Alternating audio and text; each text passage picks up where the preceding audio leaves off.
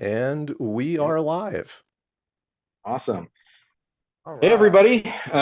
It's been a while since we've done a Meet the Maker series, and we're opening up with a big one. We've got RCF here, Russian cat food, the founder of Voron Design, and I'm hearing myself again. So one sec.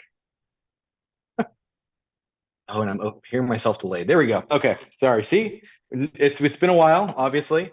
Um, we're going to do that again. But anyway, yeah, we've had a lot of things happening over at West 3D. One was going to Remurf and seeing the Voron Design team again. They had a really awesome booth there. We also just moved locations. We sent out a newsletter today. This thing in the back is actually real. It's not like a hologram or anything like that. We've moved and we've got we're going to have a future retail store. And so this is actually like our logo that's in the retail store, and you'll probably see we've got a filament wall that kind of lines the back, and I'm actually at where our cash register is going to be. So that happened in May, and then really shortly after that, having our MRRF and all these other things happen. It has been a few months since we've done a Meet the Maker, and again, I feel like I guess this is a big one, obviously, for us. It's a first time back, and we do plan to run these more frequently in the future. But again, I think we're kicking off with a really great one. It's great seeing some of you guys on stream. Hi, Sanity, Steve, all these guys over here. Millennium Machines is on. I'm It's great assuming that's Jake. great to see you guys. Before we do anything, we've got a bunch of questions. We did get some community source questions. I am going to send out a link in the chat. If you guys have any more questions, I can try to pull those up later in the stream in case anybody else has any sort of dying questions. You are able to ask the questions in the stream. We will try to monitor chat. And if there's anything that you would like to have asked, we will ask that. So the Meet the Maker stream is something that West 3D puts on. We opened the store actually as really, we sold Voron parts. That's all we did. I wanted to build a Voron. They were super cool. And when I wanted to build one, there weren't any kits or anything like that that were really well enough done. In fact, I bought one, and now I think the frame is really the only thing that is original. And I was like, hey, you know what? I'll get a couple parts. And some people wanted some other stuff, and we just kind of grouped them all together, started selling. And I just wanted to thank you because the person we have on stream is the one that got this all started, and we've got a legitimate business with employees, and we're generating income for the local economy. We've got people walking in the store daily. It is a really cool thing. So I want to thank you for that. And yes, this is the Meet the Maker series. We work or interview people in the community, the makers that do the cool projects that either did some of the design or involved in the cool stuff that we deal with on a daily basis. A lot of times, especially when you talk about like Voron, where it's grown into something that is sort of much larger than one person. That one person also may seem distant or far away, hard to reach. And this is an opportunity for you guys to again ask questions and learn more about the person in the maker community. In this case, it's RCF. And I will let you introduce yourself, and then we typically will have the team do a really short introduction of themselves also. Sounds good. Thank you. Hi, I'm Max, also known as Russian Cat Food. I'm founder of the Voron project. Let's see. Yeah, that's pretty much the description, right? How much more detail should I go into? I feel like we've had enough of what the history of Voron. I don't want to get into that. It's a long story. But yeah, I basically in charge of the community, or I run the community on Discord. But again, I'm like I said, Voron has grown to be humongous. I'm not I wouldn't say I'm like in charge of anybody. It's more of like suggestion of a direction of the community. And sometimes my suggestions aren't taken, and most of the time it's for the better. Awesome, thank you. And we have tons of questions, so we'll get to know a lot about you, I think. Alan, go ahead. Oh, well, unfortunately, you kind of answered the main question that I had, which was where, because we've talked with other members of the design team who have been very emphatic about the fact that Voron Design is not a top-down organization. You're not sitting there telling people, like, Steve, you will do a rev of the Trident or anything like that. So, I tried once. It didn't work out well. so I was going to ask where you fit within the organization, but doing the community stuff, um, and kind of the spokesperson, in many ways.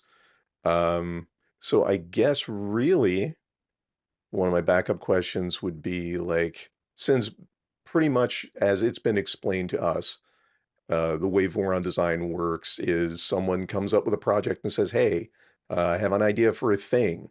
And if enough other people think that thing is cool, they'll work together on it. Um, so outside of the 600-pound gorilla that's sitting behind you, um, 300 pounds. okay. Close What enough. kind of stuff would you like to explore as far as projects? Well, the 600-pound gorilla is actually over there, the CNC. We did introduce a CNC at RepRap, the Cascade. Yeah. But what people don't know is that's the smaller one. There's a bigger one in development. It's been in development for a while now. Really? Sitting over there. We're not unveiling it yet. I currently can't even get to it because I've had a little bit of a raccoon infestation here. So they've basically been throwing stuff everywhere. Like it's a mess. Like you don't want to see the rest of the shop. You don't have a cat that can like bump into the camera or something and just shift it over? The cat is right there, and he basically pieces out whenever raccoons come in. He's so useful. But yeah, I think once this thing is done, which is we're like this close to actually finalizing the design, and starting on basically all the other things that happen for Voron. I'm sure you guys know, like Voron, the way Voron works, we're not a company, but we operate a lot like one. We develop a product, like it starts with an idea, like you said, and some community members get together and go, hey, we should do this, or hey, we should do this. I'm like, okay, let's do it. Either I or some of the admins, or we have an off branch of somebody like deciding to spin up a Discord channel and start working on it. Once we get to the point where it's good, we start testing on it and iterating on it, to the point where we prove it out to be a viable thing that we want to actually like get more people involved. We actually have striations now in the community where it used to be just like, oh, you're part of the team or else, basically. Now there's like contributors and helpers and people that can like jump in and like they're passionate about Voron project and want to help. Now they have a place where they can like land and basically make a contribution, a more meaningful contribution to the project, than just like hanging out in G chat, general chat. So once we get to that point, we start testing, and eventually somebody says, hey, let's lock it in. This is good enough. We could iterate on a project forever. And in fact, we have. Voron 2 has been in development since 2018. Like the 2.0 was never released. 2.1 was the first one to get released. Now we're at 2.4. It's fairly stable. But once we get to the point where we're like, okay, we're going to log down the design, then we start actually prepping the release, which for us is CAD, bill of materials, and the manual. And the manual is the thing that takes a while. Oh, totally. The reason we wait for the manual is because a lot of the screenshots and suggestions and all that, that's hard to redo. Once, like if you need to do an emergency rev, there's like a whole chain of command that you have to go up and notify, saying, hey, you really worked hard on that manual, but we need to redo like 20 pages of it. Yeah. Try to minimize that as much as possible. And then once we get to where a normal company would be like, okay, let's get supply chain going, let's get production going, let's get marketing going, that ends for us. You guys handle the rest of it, basically. Yeah. But you guys, I mean, in the in the last 12 months or so. I mean, you guys have also changed that a little bit where, I mean, you're some of the information that can be shared is shared a little bit more freely with, I think, vendors, right? That you expect will be picking up some of the bill of materials, right? So that's a little bit of a newer thing that you guys have started to do. It's not quite, um, not quite like your what do you call it? Like a company, yeah. Like you're like, hey, we're ready, and we're going to produce everything 3 months in advance. But if something is imminent and it's locked down and it's Yeah. known, Well, we have like large vendors now, yourself included.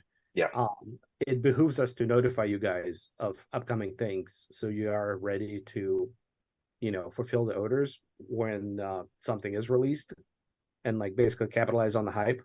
yeah, And you've guys, you've supported us, like you and Fabrico and other vendors basically have supported the community and allowed us to grow. And because a lot of our growth is because of like you guys and vendors like you, because you yeah, make Voron more accessible, basically. You've solved the problem that you originally had for yourself, and then you yeah. solved it for everybody else that comes in and buys, Voron parts from you guys. So Yeah, it makes yeah, sense. it really does. And I will say, don't ask me anything about the Phoenix and stuff. When I said that, like that, I have no idea. And I mean, those things are not shared. Like again, that's those are things that are under wraps. At least I hope they are, because I don't know much about it. I mean, we've Um, unveiled it, we've carted it yeah, off to a couple of shows at this point. Like people have seen it, they know it exists. I know Um, you can fit humans inside of it. It fits in a very big van. one Canadian, at least one Canadian can fit Yeah, inside there you go. it. Yeah, it's something else. I mean, sort of the way that I think that Voron has evolved. My first question, and I do want to for introductions, Alan, you kicked off with questions, which is great, but Alan is our media manager, and you've seen him on YouTube and stuff. I'll do the rest, but Jeremy and my top right, but with the laptop with the Ambrosia and Voron Design, he's one of our newer staff people. He's on Discord. Um, he does our printed parts, a lot of our printed parts. In fact, he's got a bunch of Vorons behind him. He's also doing customer service. Mashinza, or Aaron, you probably have seen on Discord also. He's also involved in some other communities. Like I know you're a big Tube supporter and stuff like that, but he's in other things. But my first question for you was actually when I'm curious because obviously 2018 rolls around. You've got like the V2, and you've got some, I'm sure you have some interest, and you're starting to get a small community of people that are interested in what you've put together or designed. I think things probably really started kicking off after 2020. I don't know, but when was like that kind of like, oh shit moment? Like, this is becoming huge, and I'm now, now somewhat of importance in the community. So the story of Voron starts in 2016 when I founded MZBot. Hmm. In fact, and then 2018 is when MZBot went bye-bye, and Voron Design became a thing. I basically closed down the LLC and spun off Voron as a wholly open source project, basically a community. We kept the logo though. So the MZBot logo is my initials, M and Z, stylized inside of it. Mhm. So that's fun. Yeah. In 2018, we're just getting started as basically an open source project. The V2 was not released until about 2019. 2019, I think, went through a couple of revs. And then 2020 really is when it really hit. We were supposed to go to our first showing at MRRF. That didn't happen, obviously, because of the plague. Yeah, pandemic. Yeah, but interest started basically, if you trace the graph of interest in boron, you can trace it all the way to 2020. That's really when like the graph went up, because a lot of people got locked inside and they're like, oh, this 3D printing thing is cool. Which one should I get? Oh, hey, this Voron thing is kind of cool. I'm gonna build that. Oh my god, this is awesome. I'm gonna tell all my friends, and then basically word of mouth. Like we never really invested into any like advertising. Yeah, you guys don't pay marketing. You don't have Facebook ads or anything like that. No, no, no. LDO might, but that's their thing. Like, Yeah. so, yeah, and I think really the most pivotal moment was when we got a call from Make Magazine when they want to do like a feature on Vorons. And then we got invited, me and Steve basically got invited to a photo shoot to like photograph his machines, and then we ended up on the cover of Make Magazine. I was like, wait a minute. I used to like read this magazine. Now I'm in this magazine. How did we get here? Well, now you've got people that walk around RepRap festivals with your initials tattooed on their foreheads. Yeah, that was insane. Because I didn't know Timmett was doing that. If you guys don't know the backstory, we were doing a giveaway, and Timmett had a great idea to basically say, hey, if you put this tattoo, you can sign up for free, but if you get this tattoo and put it on your forehead, we'll give you an extra raffle ticket.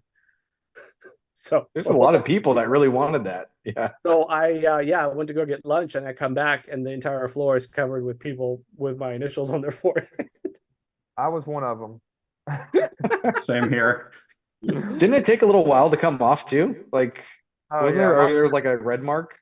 My wife I took a saw picture. his on the flight. Yeah, it was like I fell asleep like this when I got home, and she took a picture of me and it was still on my face. So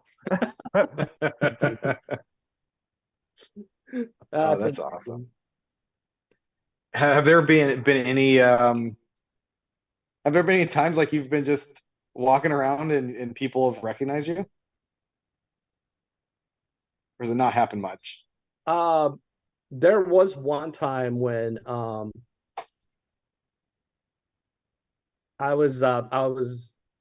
work for Apple, and I was basically switching teams for the first time after working there.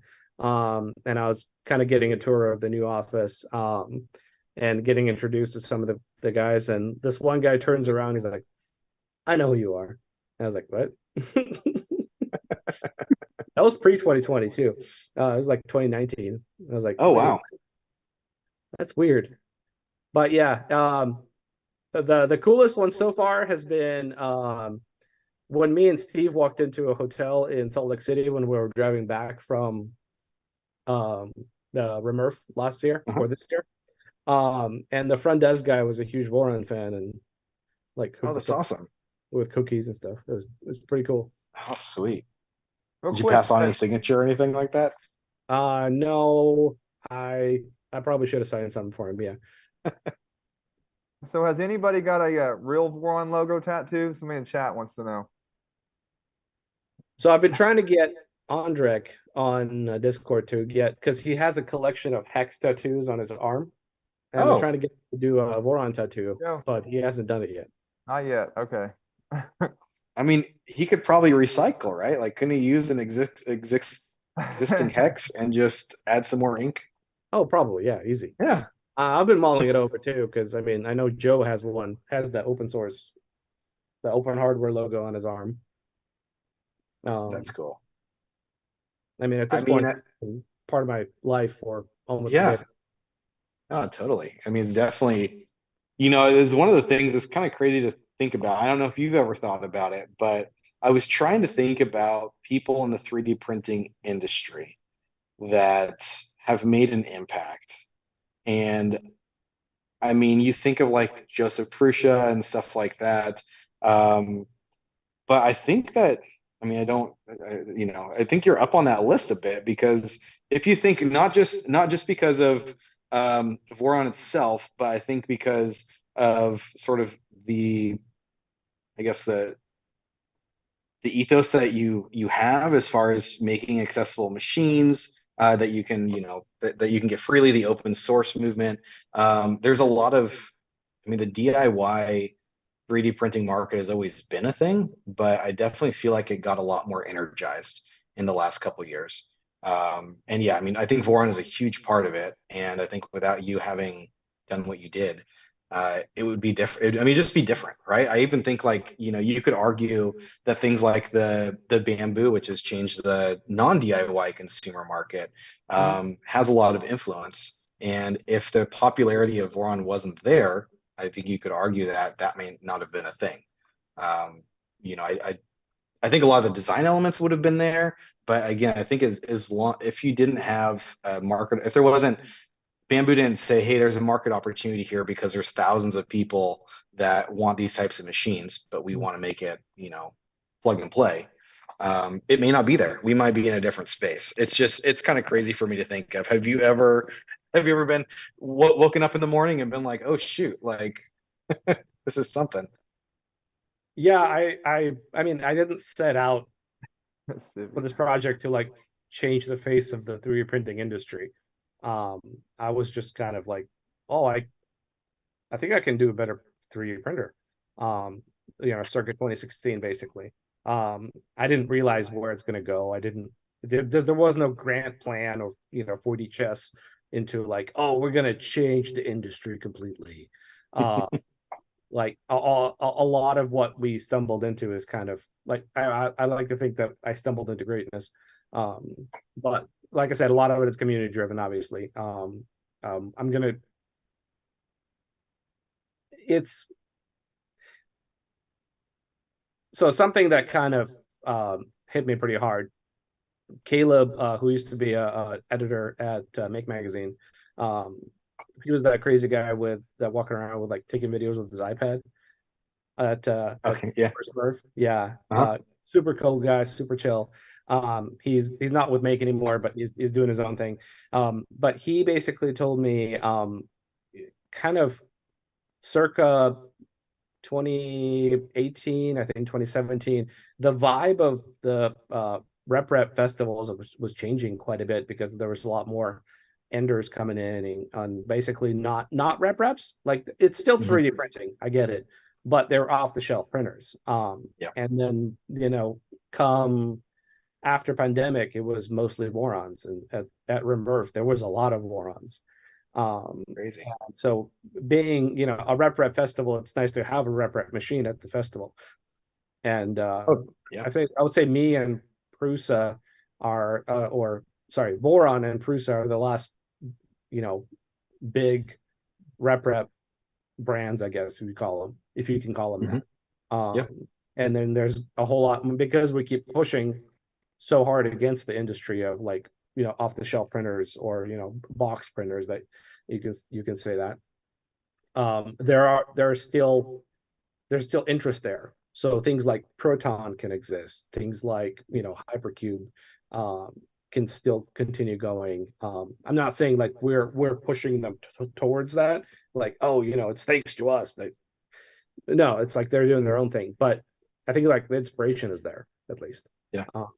A lot of projects like come and go, but I feel like a lot of them stuck around because the interest was there.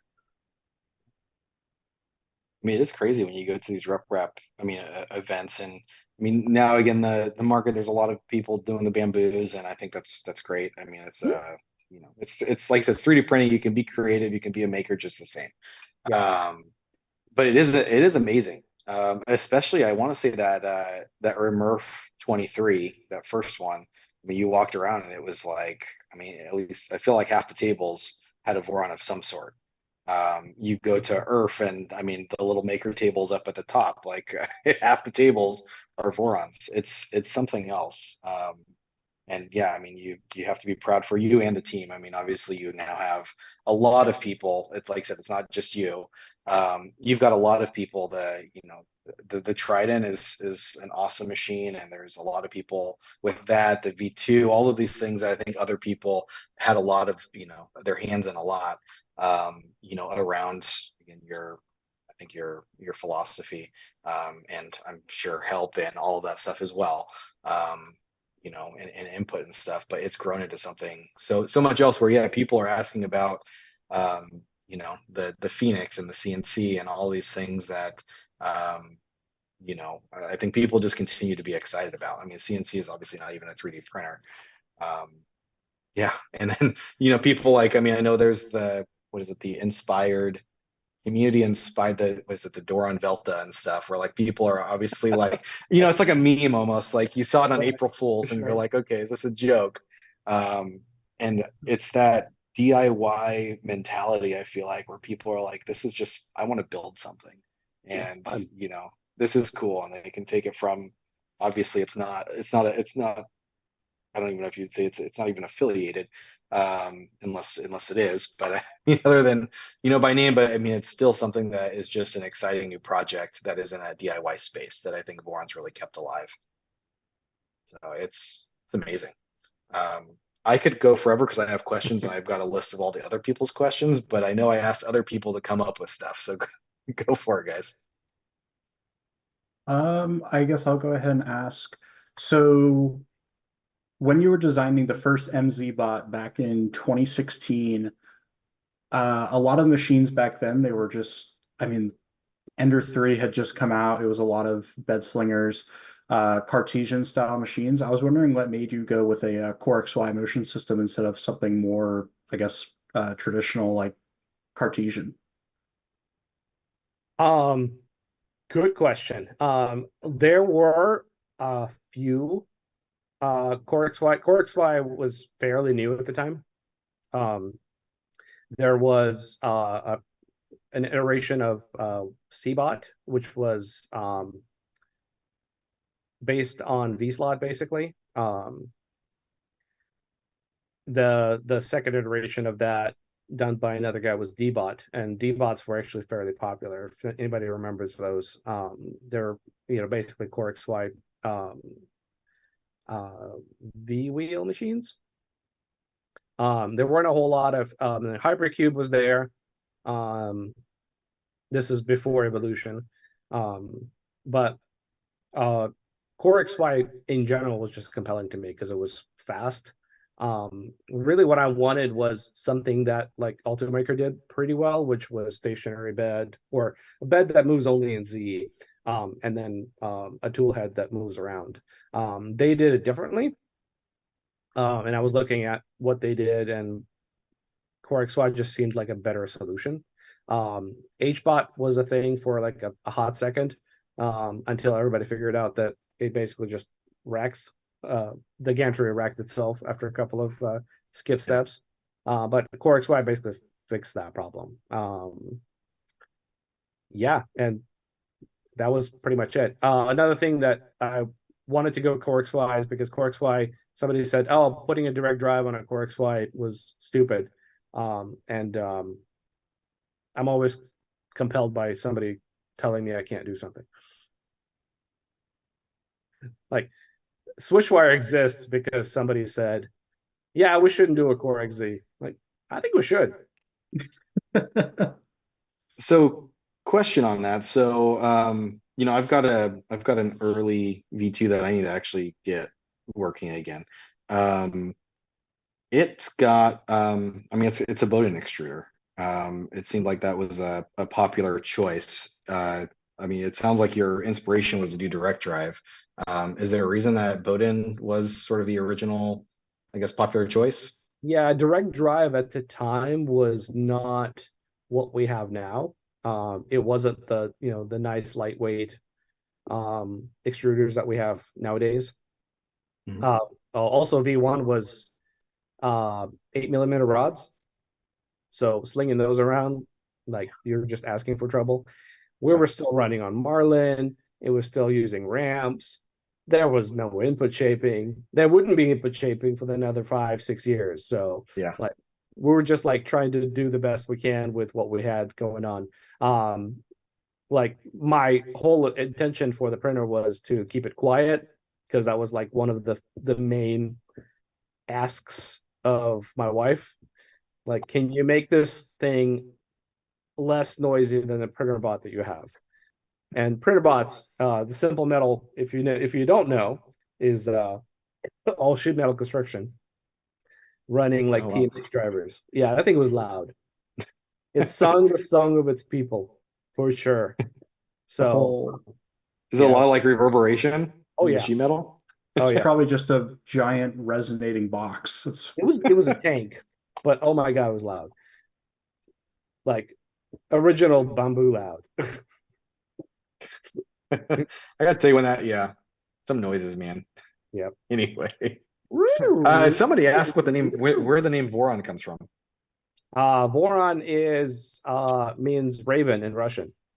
So I was Oh, born cool. in Moscow. I moved here, California, in '97 as a sophomore. It felt like a cool thing that wasn't taken. Mhm. So, yeah. Now, go ahead. When looking for like a thing to call, you know, a potentially a product line, I was looking at like, oh, what's this and what can I basically trademark at some point? I never did until very recently it was started doing it. Okay.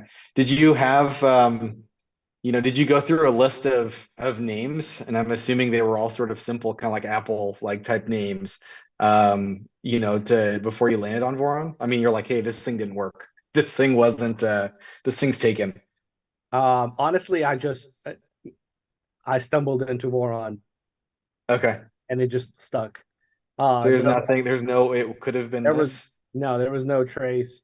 There was it was actually an extruder. You can still see it. It was the first everything to have the Voron name on it is remix of a Wade's Bowden extruder. Wade's, you know, those the extruders with giant gears, printed gears on them. Mm-hmm. Yep. So it's a Wade's Wade extruder from RepRap days beyond from the past. Anyway, it was a remix of that. Is still on Thingiverse. That's the very first thing that has a Voron name on it. Originally, MZBot was supposed to be like a extruder company. Mm-hmm. Going to do like lightweight extruders, and then basically E3D released Titan, and I decided that's not going to be good business anymore. So I need to take out this prototype printer that I've been working on and dust it off and maybe finish it and do that as a product. And obviously I'll open source the whole thing from the very start. But yeah, I don't remember how I stumbled into Voron, the name Voron. Always liked it as a kid. It was cool. Mm-hmm.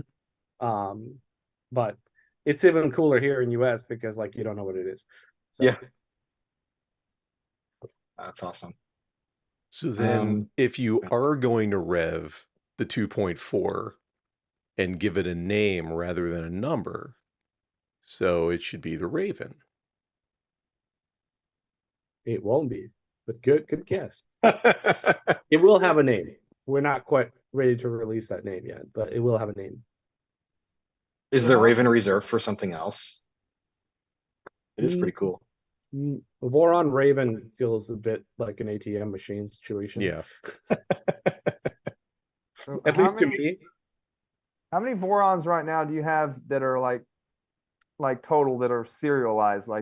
I know it's kind of hard to know because there's going to be a lot more Vorons that's built, that's not been serialized. But what's the number on I know it's different for 2.4s and everything, but that's a great question. Going to Discord to type in serial, aren't you? Yeah, basically.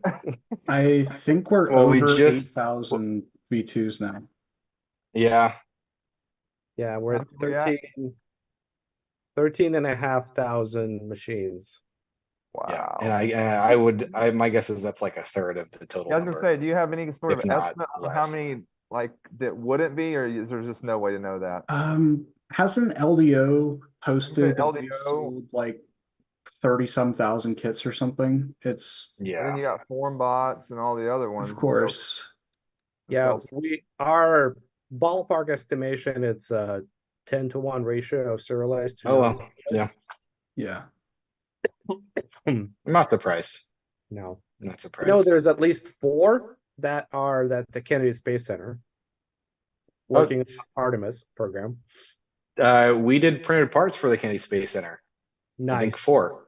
That was Oh me. my gosh. Yeah, is. yeah. Wow.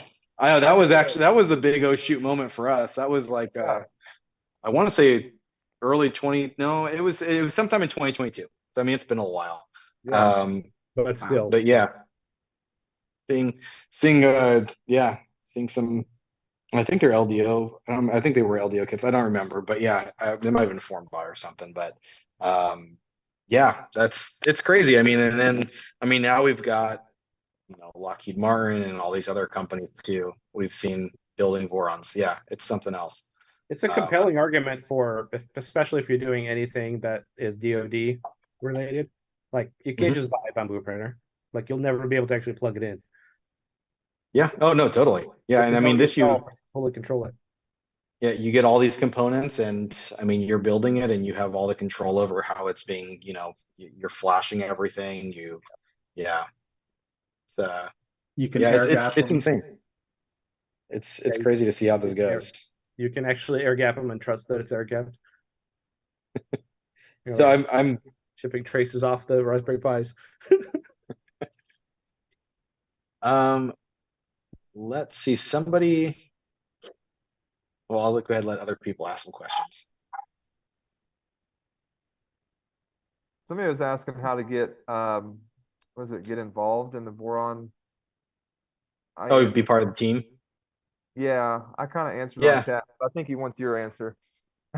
Step 1, build one. Mm-hmm. Step 2, contribute to the community by answering questions in questions. Yep. In like V2 questions, V1 questions. I don't know, show up, be visible for good reasons, please. Be nice. Just try to make a mark, and you will be noticed. If you don't want to be noticed, and if you have, CAD chops, you can just go and create a mod for your printer. If you feel like something is not quite right, or you have a better idea about something on the printer, release a mod for it. A lot of stuff that ends up on printer releases were either inspired by or like direct copy with credit, obviously, for community mods, like direct drive extruders and things, all the things that you guys live with nowadays. Stealth burner. Mostly were mods effectively at some point. Civi wants to know how many. Civi, you guys have probably seen on stream. She's not on stream today, but she wants to know how many Vorons you have and how many of them actually function. That's a good Good question. One, that is functioning. I have my 300 that I built as a kit that Fabrico gifted to me because I cried to Hector on the previous RepRap that I had no printer that worked correctly because printers were prototypes. And I was like, hey, do you have like a frame that I can replace my V2's frame, which has been bent over the past 3 years of testing? Yeah, he basically just sent me a full 300 kit. That's awesome. That's amazing. That was amazing. And thank you, Hector, again. That was, and then basically that's the printer I don't mess with, and that's the one that works. V2 kind of works. The original V2 is sitting right next to it. It kind of works. My V 1.8. You didn't do the Trident upgrade? I was, all the parts for the Trident upgrade are sitting directly underneath it in a closet over there, and hasn't been touched in 3 years. And there's a switch wire right there, the original switch wire. Every single screw on it is rusted. Oh shoot! Because my shop flooded last winter. Oh no! A little bit. So there's a lot of moisture built up over here. So yeah, I have one working Voron right now. This is not working yet because I need to redo it basically.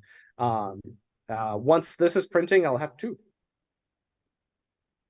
You're gonna try to keep that one in functional condition? Yeah, it takes up way too much space not to be used. With Yeah. other printers, you can like, okay, you live over here now. This one is like a piece of furniture. Like You're you not need, throwing that on you the need, shelf. It you is need the to earn your shelf. keep. Yeah, you need to earn Yeah. your keep. But you say you can move that thing without like disassembling it and stuff. I mean, It's on I know it's wheels. really Yeah, big and heavy. it's on wheels and stuff, so I Yeah. couldn't. Yeah. So you can move it side to side, but yeah. This way is Oh, harder. hey, you said there are some things if you just angle that a little bit more. Oh, that's the door for it. That's huge. Basically, yeah, it's actually like if you angle it enough, you can see the screen of you guys. Yeah. I'm using the Yeah, it's reflection in the door to hide what's behind it, which is basically I know that's why I was saying just move it a little bit more. You said there's something back there. no, it's drill press and garbage. Oh, okay. Yeah. Just So trying to see the hidden projects, aren't you, Dan? yeah, always, always. I know one day I just want to be, be invited to someone's house and just, start just snooping around when they run to the bathroom or something like that. Max is like, I'm never inviting you to my house. Yeah, you're never Oh, coming over. no. If you want to come and help me clean up the mess that the raccoons have made, I'll shoot Hey, you. if I was closer. If I was closer. You might be a little far. Yeah. Bit of a road trip. And then I mean I know I guess what we've got we actually just set it up and we were printing chocolate the other day, but we've got a cocoa press in here. And we will actually I haven't told anybody this, for our local market we'll be offering cocoa press. So people will be able to walk in and pick up their supplies and buy a cocoa press at West 3D. Yeah, I mean, I know I bring that up because I know that this is, I think, based off of a V0. But I think you also worked a lot with sorry. I know you worked a lot on the project. Oh, you've got one sitting back there. Is that a functioning printer? That's the original. Okay. Design. And I know you worked with Ellie on the project. Yes. So I basically did all the kinematics and the cabinet and the motion works and stuff for it. Ellie focused on the extruder design basically, because a lot of it was basically know how transplant it from their big refrigerator size printer. The first MRRF actually is where we met. We're right after the pandemic. Mhm. You know, the MRRF that everybody got COVID after. Yeah. That's the one I dodged. I was so gonna go, and I like last couple of weeks, and back then I was really afraid of COVID, so I was yeah. They I feel like I showed dodged up. a bullet. Yeah. Cocoa Press showed up there with V0 with a hacked up like extruder on it, printing chocolate. And I was like, that's the coolest thing ever. And I talked to Ellie about it. I'm like, I have an idea. I think we can do this better. And then I got COVID, so I was laid up for like 2 weeks, not able to do anything. And that's when we kind of kicked off the project, and a lot of back and forth on the design. And now here we are. Yeah, it's cool. I like Have there it. been any other? Go ahead. I like it. It's Oh. nice. Yeah, and it actually, I mean, she did a good job. The chocolate's actually tasty. Yeah. Yeah, it's definitely one of the coolest things. And you get a lot of people that are not into 3D printing. It's like, but I could print chocolate, and then you get a whole other group of people are like, okay, I'm interested now. And the print quality is phenomenal. Yeah, it's pretty decent. I mean, consider that you're doing like a 1.6 or a 0.8 nozzle on it too. Yeah, and it's like super can do a melty and lot. stuff, but man, it's good. Yeah. I mean, And just in your hands, like it melts pretty quickly because it's a low. I mean, I think it's a very low. I'm getting design that has to be that way, but it's a pretty low, melt rate. So it's something else. Yeah, and I've printed like flowers and stuff like that. That I mean, really are like. I mean, it would look like you use brown filament. If it wouldn't just break in your hands. Yeah, for sure. Amazing. And that's 100% Ellie basically just doing her profile magic. Because all basically it was like, oh, here's the motion platform.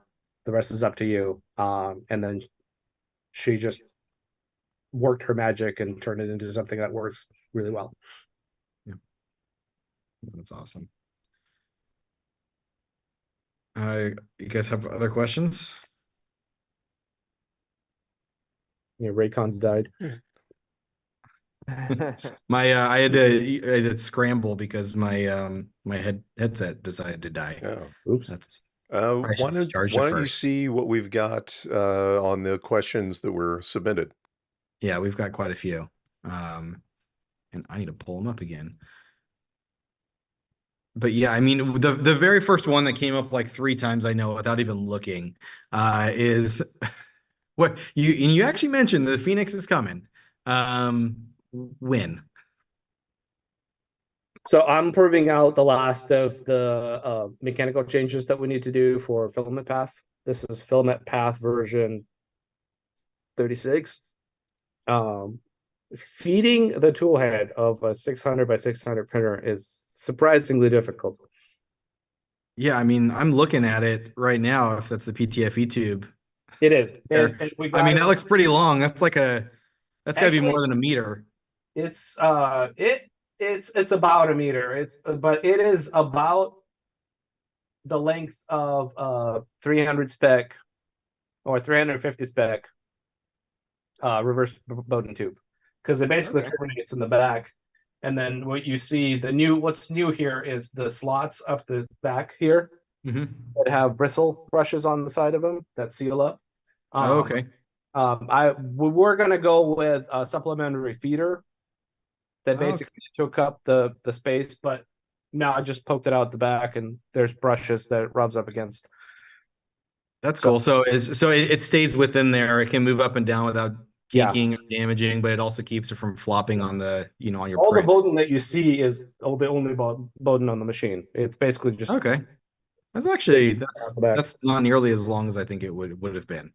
It's not. It can actually feed. So I tested it. It can actually pull TPU in. Really? And it couldn't before. Oh, that's awesome. So yeah, making progress for sure. We were going to do a supplementary feeder, but I didn't want to deal with software complexity and additional problems that introduces when they come out of sync. So yeah, that's cool. what we do. We need to get all of the other machines. So this is the first one basically. There's 4 other machines. There's Steve, Doc has one. There's the one in the UK, I assume. There's still a printer sitting in A3D's warehouse.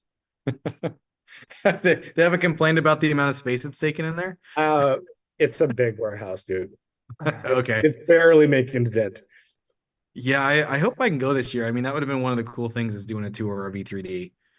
But yeah. Yeah, so I mean it's I mean they're huge. And I know there's a story that you've told me about your Phoenix experience at Smurf, and I definitely want you to tell everybody else because I think that's a good one. Which story? The good one, the bad one. The one about taking out the power. So the bad and also I think you had struggles getting the Phoenix going, but for sure. Yeah. Actually, go ahead. Why don't we just take that time now? Okay. So tell us about your Smurf experience in the Voron Phoenix. Dog Adam had a brilliant idea of unveiling and auctioning off a Phoenix at the first annual Smurf festival, Sanjay Mortimer RepRap festival. It was good intentions, but plagued with problems. First of all, the printer didn't get there nearly as fast as we thought it would. It got there in one piece, thankfully, but there was a lot of post-assembly involved. We basically requisitioned E3D's break room and wrenched on it for 2 days straight while jet-lagged. And I'm going to blame the jet lag for the fact that I wired the 4th bed live into ground. Yep. So what happened was we finally got it all working, and we're on the show floor, we're plugged in, and it goes to heat. And the way we heat the beds is that's 4 300 spec beds, and we do it sequentially. We heat them up sequentially. And when it gets to the fourth bed, it turns on the mains, shorts the ground, and promptly takes out that circuit completely. And unlike US, like you can't just go and like find the breaker and flip it. You have to find somebody. Yeah, they have a whole different regulations about it. And when they did find somebody, when they came over and they're like, I'm not letting you plug that thing in ever again. Yeah. Yeah. Thankfully we were able to like, talk him down. But yeah, we took out Cocoa Press, us ourselves, and a couple of other makers on that side of the wall when that happened. No catastrophes though. No one like, corrupted their pie or something like that. No, not too bad. Let's see. The only damage was the fuse, the 15 amp fuse in the inlet. So we have two separate inlets. We have an inlet for all of the logic stuff and all the power supplies, and then we have a separate inlet just that runs the 4 SSRs. So the fuse inside that inlet crystallized. The filament in the fuse vaporized and deposited itself onto the glass. That wasn't fast enough though, because it also fused the SSR shut. Oh. Yeah, if it wasn't, or yeah, it fused the SSR shut, and then it proceeded to take out the circuit basically. It's yeah. If it wasn't for Maz being there with his extra SSR, Phoenix would not be printing at Smurf at all. Yeah, I was gonna say that would be, yeah. It stinks when you have to, on a weekend in a foreign country, try to find something that's gonna work for you. Oh yeah, not an Oxford. Yeah, like it's not a thing that you can go and buy. Like a power cord, yeah, I can probably pick one up, but SSR, no. Yeah, that's crazy. And it ended up, you ended up auctioning it off. That was a thing. We did. There was a problem with an auction. I think they ended it a day earlier than they were supposed to. There was other problems. Basically, it came down to where the foundation contacted the guy, and then it ended up, I don't know what happened later, but basically it's still sitting at E3D warehouse. Yeah, if I'm not mistaken, and Doc would know. I'm looking if he's on, but I think they ended up getting a V2 or something, a custom. Oh yeah. Somebody hooked him up with a V2, and then now it's sitting ready to be re-auctioned. The auction didn't go as we thought. It was, or not we thought. We don't care. We're donating this machine completely. The Sanjay Mortimer Foundation, basically, it didn't work out. Basically, there were some mistakes were made. Yeah. And they were trying to get that all sorted out. Yeah, it's a big thing. I mean, obviously it's an expensive machine. Do you have an estimate of sort of what that would cost if you were just to self-source it? If you're self-sourcing it and you don't have ability to cut panels, so which means you're probably going to go Sen route. Yeah. It will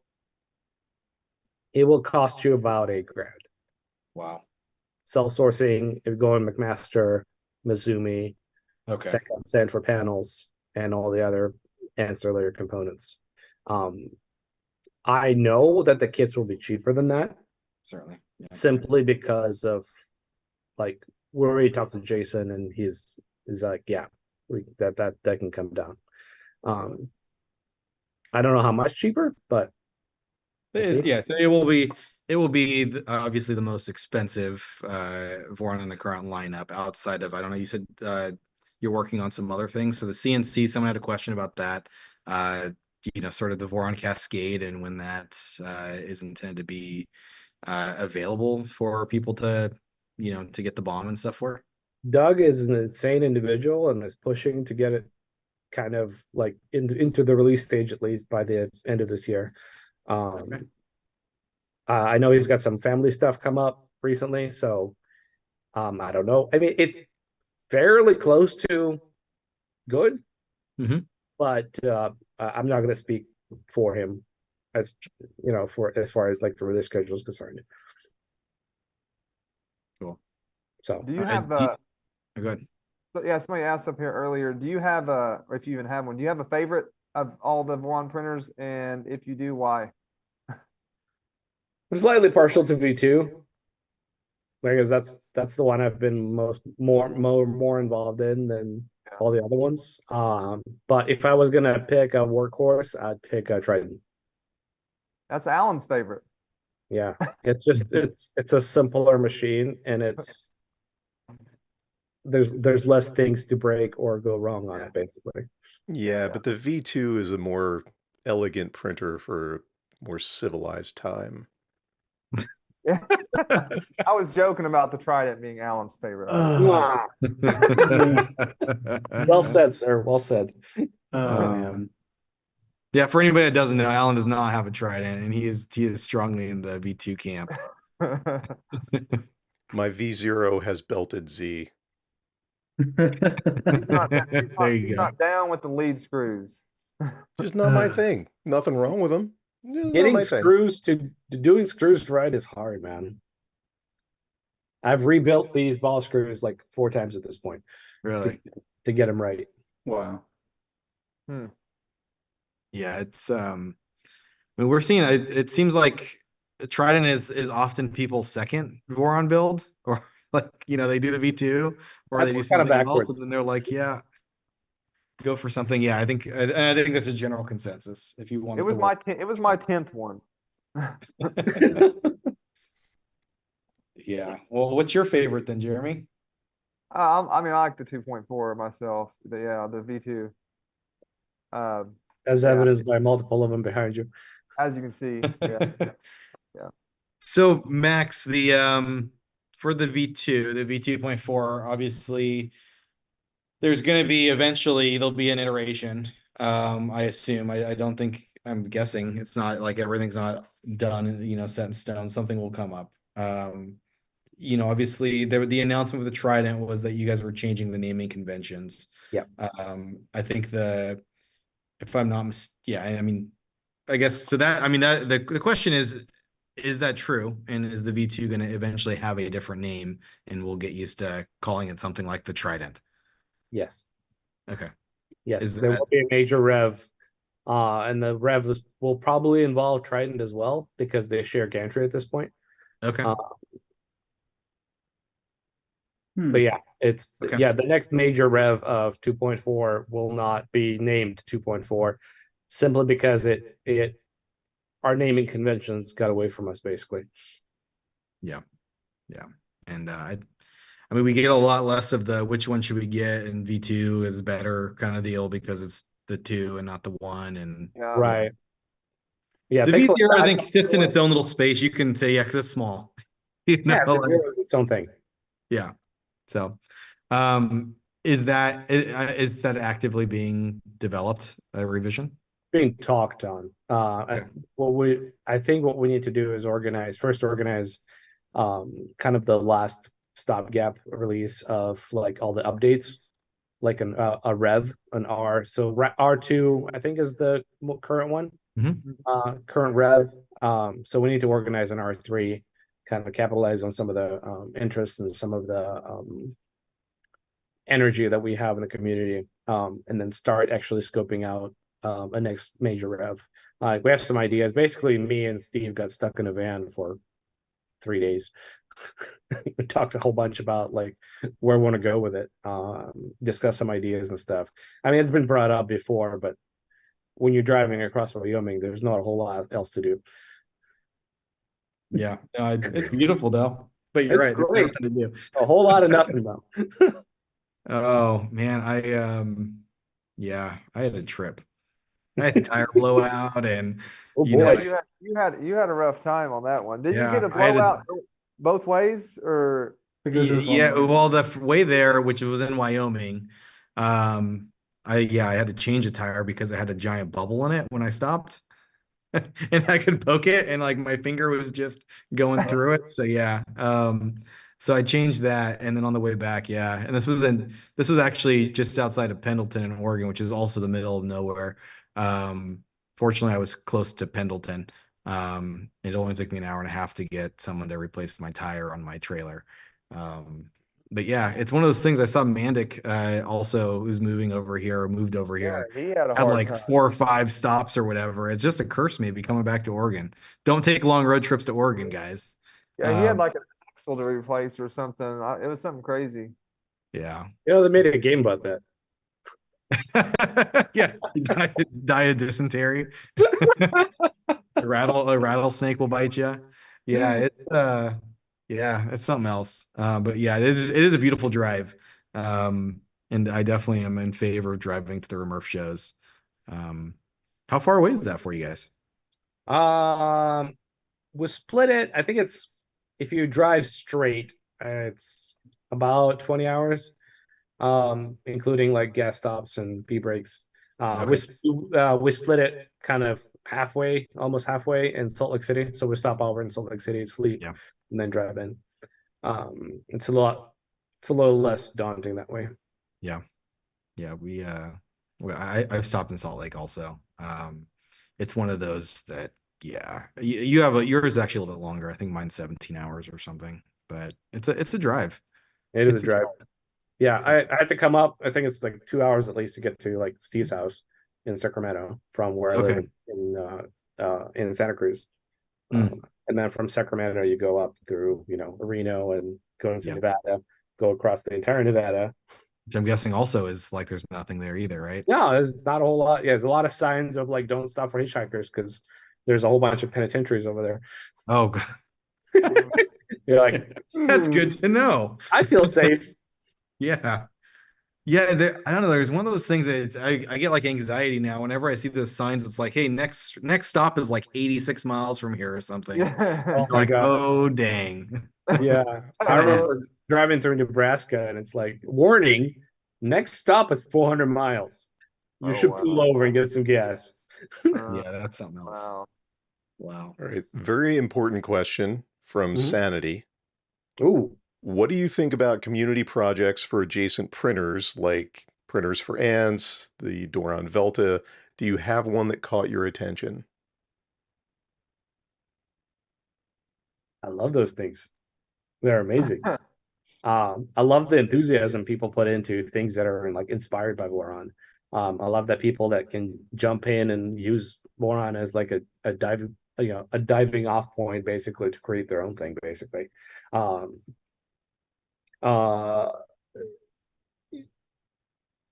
obviously like the Voron Velta is a weird contraption. I like it. It's well done for a joke.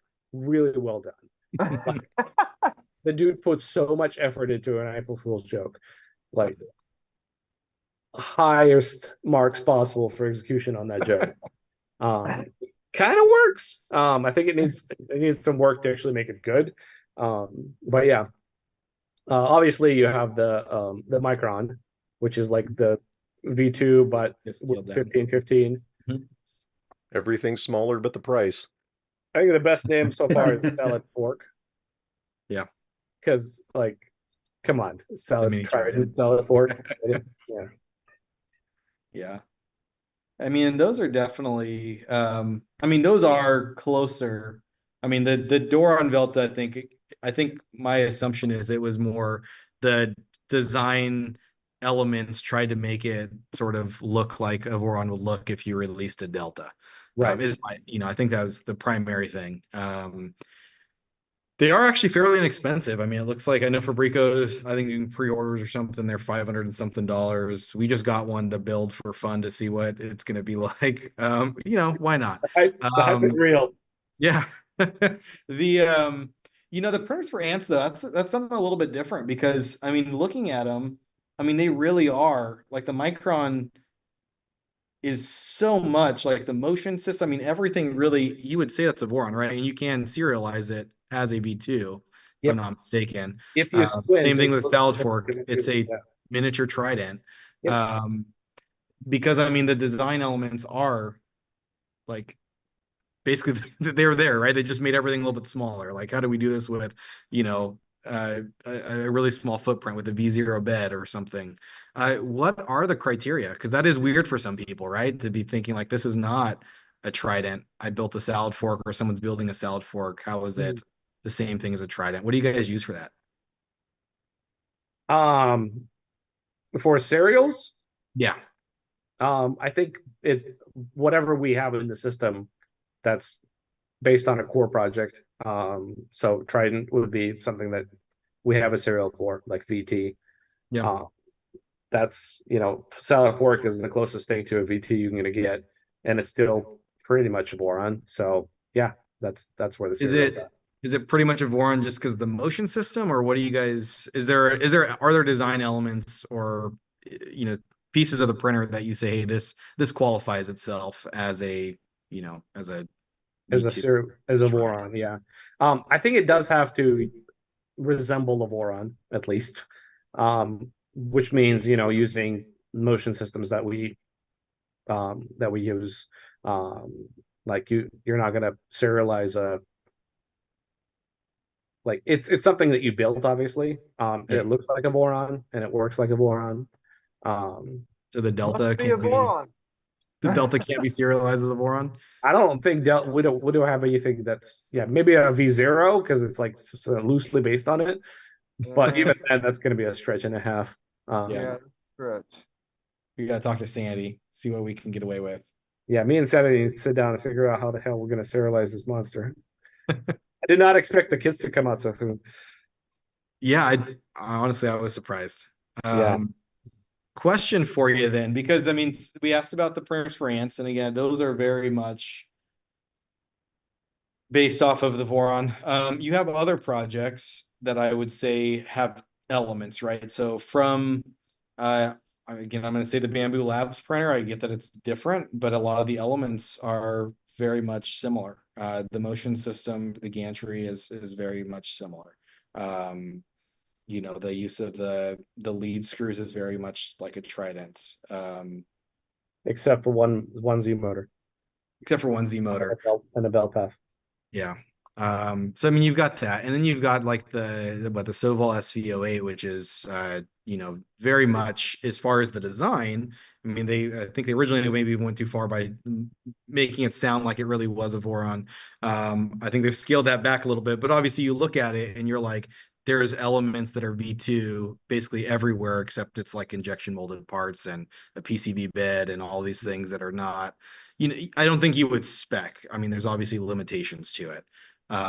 What are your feelings on those types of projects? Well, let's start with the Sovol first of all. I think there was a lot of community backlash, I guess, saying like, "Oh, this is not a Voron." My stance on it is, I'm not outright saying, endorsing them as like, "Oh, this is a Voron. It's the same as a Voron," because it isn't. It's its own thing. And I think it does disservice to the engineers of Sovol that had to basically take our design and hit a price point.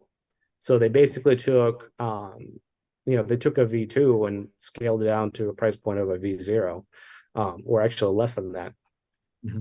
And some corners had to be cut, and I totally understand that. But it hits most of the points of the V2. Like you get the quad gantry.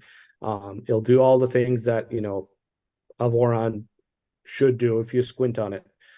If your vision is terrible and you take your glasses off, it's almost looks like a V2. But our hope, I guess, is like people buy this printer and then it gets them it gets them an introduction into Voron. Mm-hmm. So they get this printer and they use that printer to then print like Voron parts and build themselves an actual V2 or a Trident or whatever. We're not. Like, I want to give credit to the Sovol engineers that actually had to go and like redesign this printer to be mass producible. That's not an easy thing. And they went through and they open sourced the whole thing. Like the entire assembly is completely open sourced. So if you don't like something on your Sovol SV08, I think it's called, you can go change it, print new parts for it and change it that way. And eventually, once you replaced enough parts, maybe it'll be a V2. I don't know, but yeah. it's those things exist. Like, again, we're not a company, so you're not like, you're really like Soval releasing their printer is not, You're not damaging Voron or yeah, something. not cannibalizing our sales. Yeah. We don't have Mhm. any. It honestly is kind of like roundabout a good thing because it gets more interest into the Voron community. But it's not a Voron, but it's very much inspired by the Voron. It is its own thing. Jack in the Box tacos are not tacos; they're their own thing. Sorry, there's a guilty pleasure I have for those. They're disgusting. They're But every time delicious. I go to Jack in the Box, you can bet I'm ordering a Jack in the Box taco. They're delicious. They're not tacos, but they're delicious. It's own food. There you go. No, it's interesting perspective. I mean, initially when they announced that, I was like, I don't know what to think about this. Like, It was a little weird. yeah, it's but you know, I've kind of come around. Same with the bamboo, and people are, were worried about bamboo and what that does.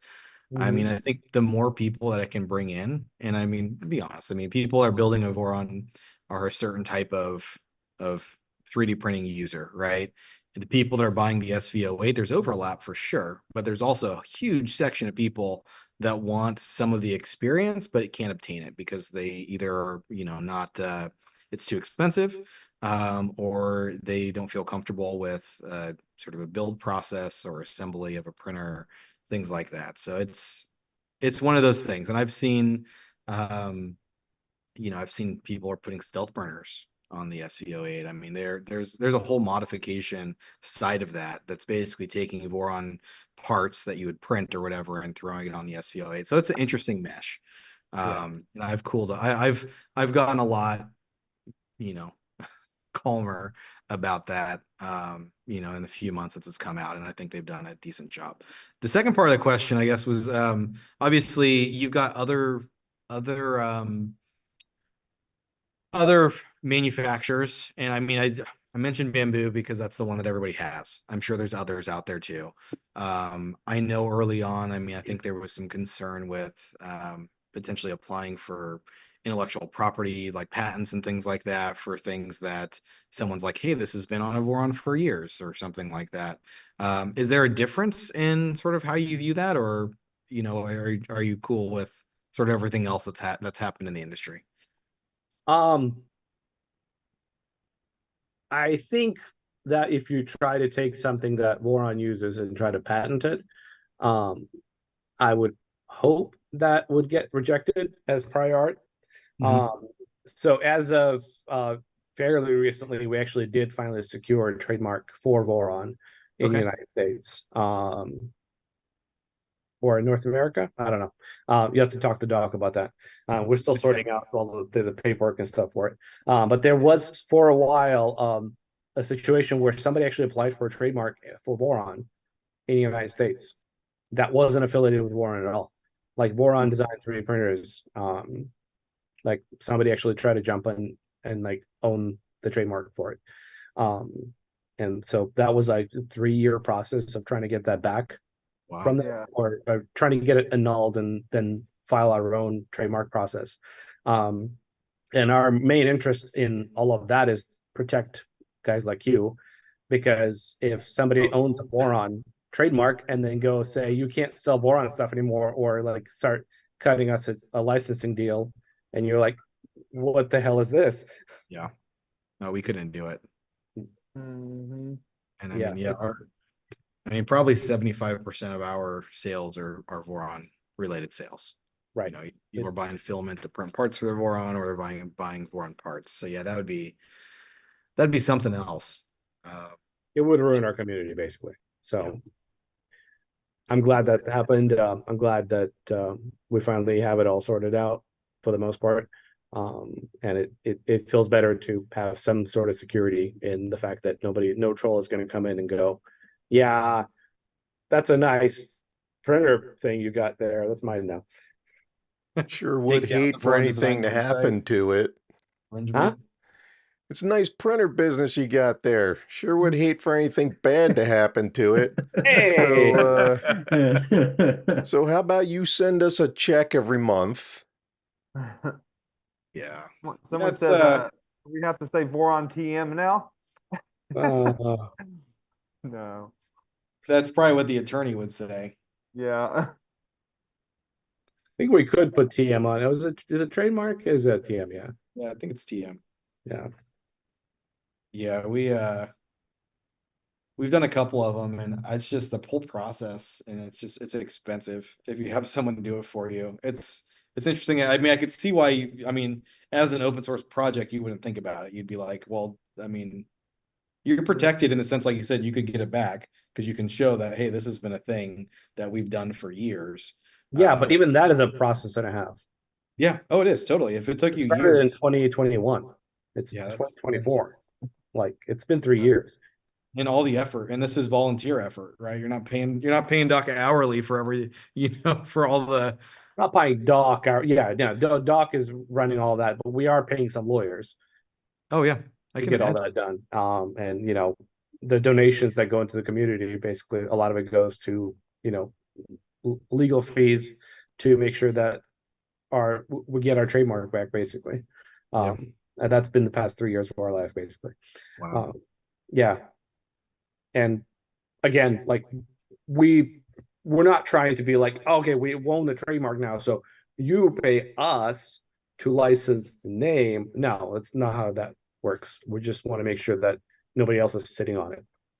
And that goes to the whole, like, we didn't expect this to be this big because we didn't think about it. Like, if I knew that we would get into this situation, I would have filed for trademark, like, I don't know, 5 years ago, 6 years ago. Yeah. We just didn't expect for this to blow up like this. So Yeah, that's crazy. Someone wants to know where they can get that some sweet merch from you. we're in the there is like a sweater and a t-shirt on the design store or something, isn't there? Yeah, there is. But they're old, very, very old, especially the merch that goes over now. Actually, I don't even know I haven't touched the website in 2 years at this point, as far as like development's concerned. Where do the merge go now?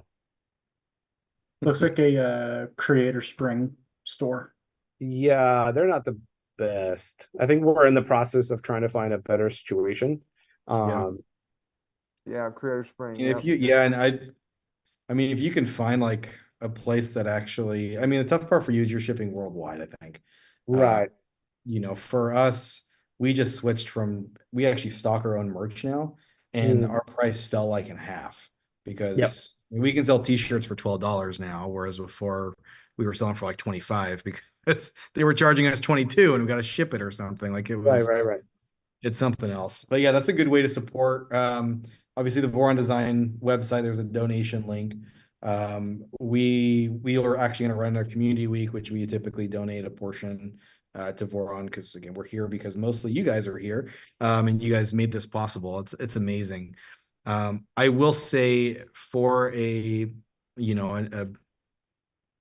won't say company, but a team that releases products or designs for products. It's interesting as we've grown and started working with other people that we don't know how to operate, like we don't know how to act.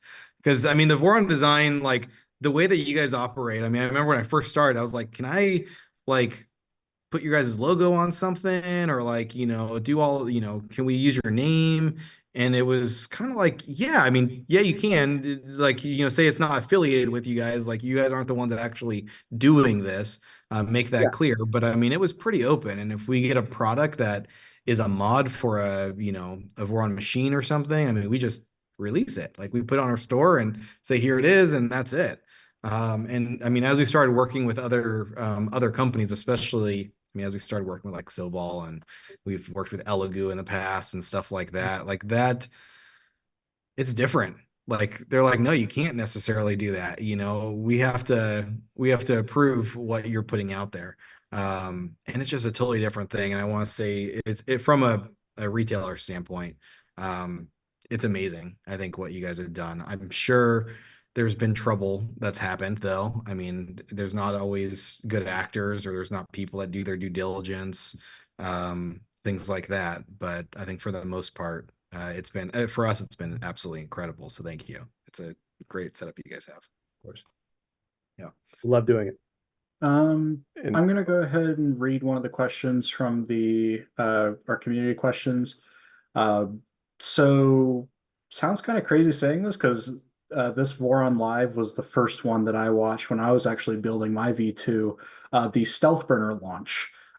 We're approaching 3 years that that toolhead has been out. So someone had asked, Stealth Burner's been out for nearly 3 years. Is there anything that you'd like you or the Voron team would like to explore regarding toolhead designs going into the future? I think there's a divergent project going on that kind of like undoes the stealth burner ethos, I guess. Hard K is pushing for that. He's the designer of Micron. And there's obviously a few people jumping on board to help out as well. But it's basically decoupling the toolhead parts of it from the extruder part of it. So basically you can run whatever toolhead or it's a what's the project called? 2.1 Redux. So it's closer to like a Voron 2.1 toolhead. There's that. I don't have anything. I don't know if anything in the works for Stealth Burner. The two people that were most involved in that have kind of taken a break from the community, basically, because when you have a project like that, like people get burnt out or life happens, and like you buy a house, you get married, and you have kids, and people kind of come and go, basically. Yeah. Like, how long have you stayed at your current job, basically? What's the longest you've stayed at a job? But imagine that, but not getting paid, basically. It's that. That one, yeah. This I mean, I have pretty bad ADD, and this is the longest I've been able to focus on anything. We're going on to what, 8 years? It's a while. So yeah.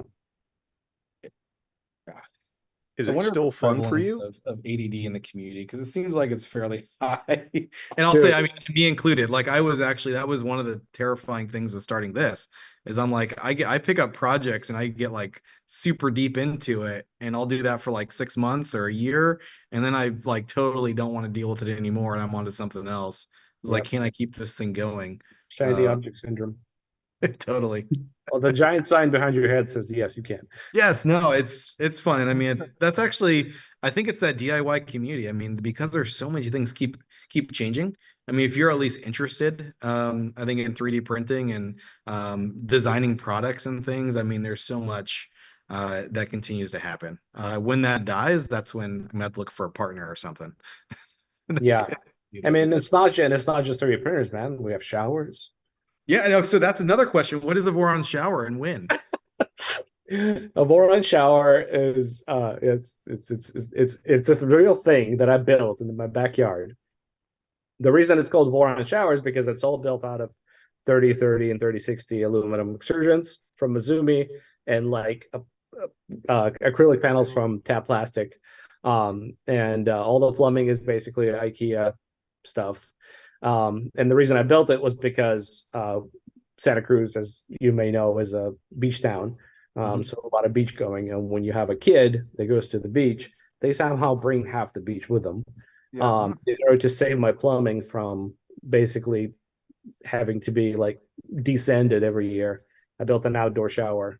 So people call it the Voron shower. It's been in heavy testing for a few years now. It needs a few updates. Once I have time to actually do that, I'll actually release the plans and people can build those too. It's a nice shower. I mean, I don't. It's got hot and cold water, full plumbing. It looks nice. It works. Is there going to be a CAD release with CAD model, BOM, the manual whole and everything? Manual for sure. I don't know why I'm just imagining like one of those rainfall shower heads, but it's in the shape of like the Voron logo with like the water falling. Dude, a 3D printed shower head needs to yeah happen. And I want to put it in my shower. And then when my wife bleary-eyed walks into the shower the next morning and looks at the giant Voron logo spewing water at her. I think it'd be even better. It's like if you stand perfectly still, there's a situation where you will have the inverse of the Voron logo in like spots with soap Oh in my it still. God. You go Like to on your work. hair, like you've kind of Yeah, got yeah. like Uh-huh. Oh my This gosh. this is how new Discord channels get born. Voron showerhead V1 go. Oh man. And then someone in chat pointed out, then you can have the shower for ants. Oh my God. So Hard K can design one that I guess like goes on your kitchen faucet. I gotta say, Oh, printers man. printers for ants is a perfect like amalgamation. Like I'm into 3D printing and like scale modeling. And it's like you're basically making a fully functional scale model of a Voron. Okay, That's Hard awesome. K has Oh, pointed look at out that. that will be the That's bird new. bath. How do you do that? You guys do Oh hearts. yeah, Like this is a Mac this? thing. I gotta turn that off. Okay. Oh man, I thought that was Not working a for Zoom me, but thing. I don't know how to do that.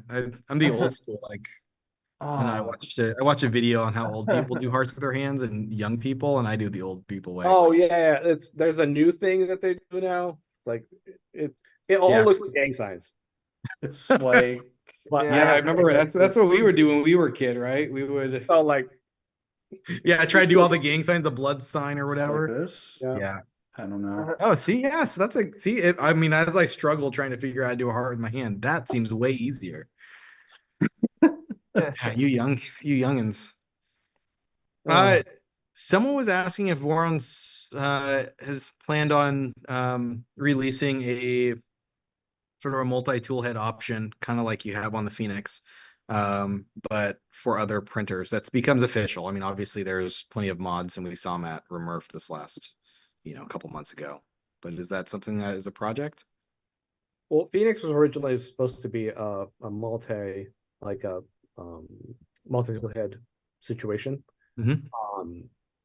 It just the complexity of it for a printer that's going to be largely adopted, especially for like industrial applications. I get it.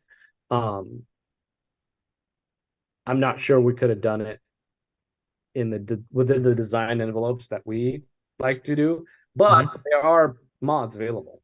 There's a guy working on an open source tool changer thing for a V2. There's some other stuff going on. For Phoenix, we basically stuck with IDEX. Yeah. So you have two tool heads. Mhm. So you can do things. You could put like enraged carrot rabbit feeder, enraged rabbit carrot feeder. Enraged Yeah. spirit.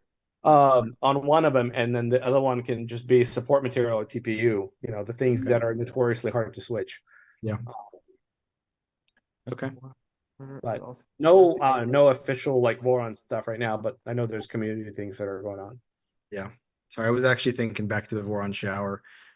It would be really cool if you could put like a clipper screen or something on it, and you could work in like macros and actually have the shower like with the path that could like move and say, hey, like wash for my backside, and it would just move to the back and back. Oh, you're actually putting a shower on a gantry. Yeah.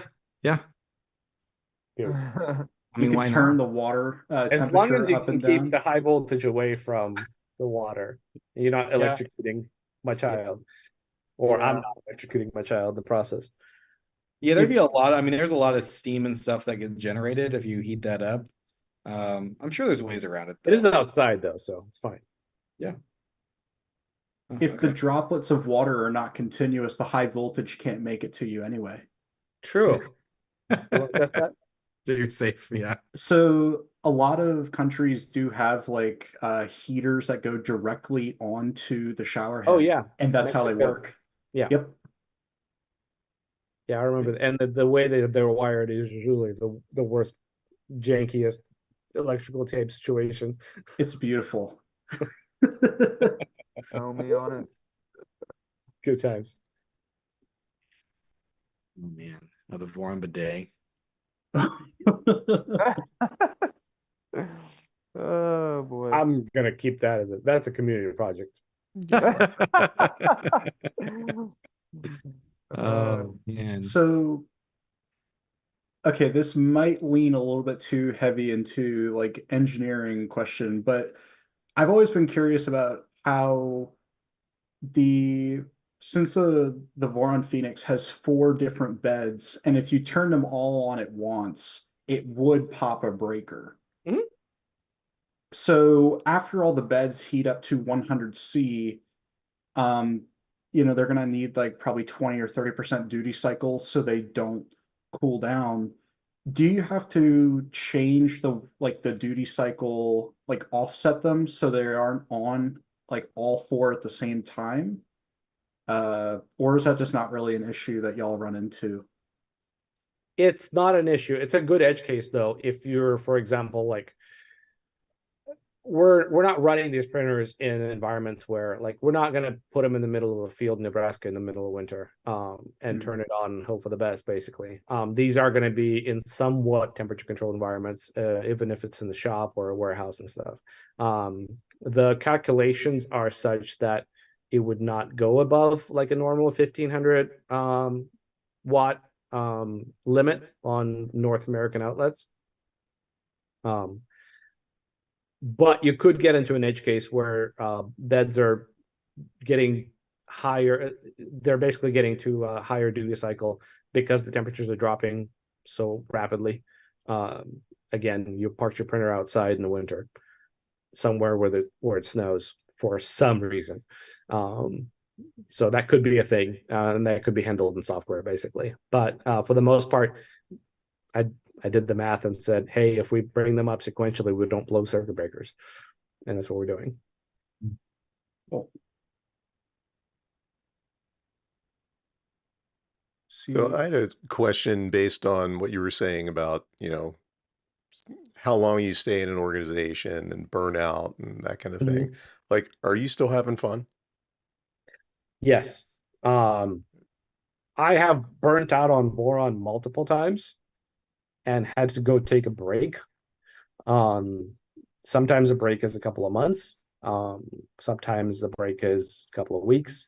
But there are times when I have to go, like, I don't know, go build a shed or something, or go pull weeds out of my garden, or I don't know, not work on Voron for a while and just like not walk into my shop for a bit. I think it's important for if you're doing something, like it's important to go on vacations mentally. This isn't my primary job, obviously, and I still have to do my other job to like earn income and pay the mortgage on this house. But Voron is a thing that I love doing, but sometimes it does feel like it's, especially at like the tail end of a big project or a big revision of a project.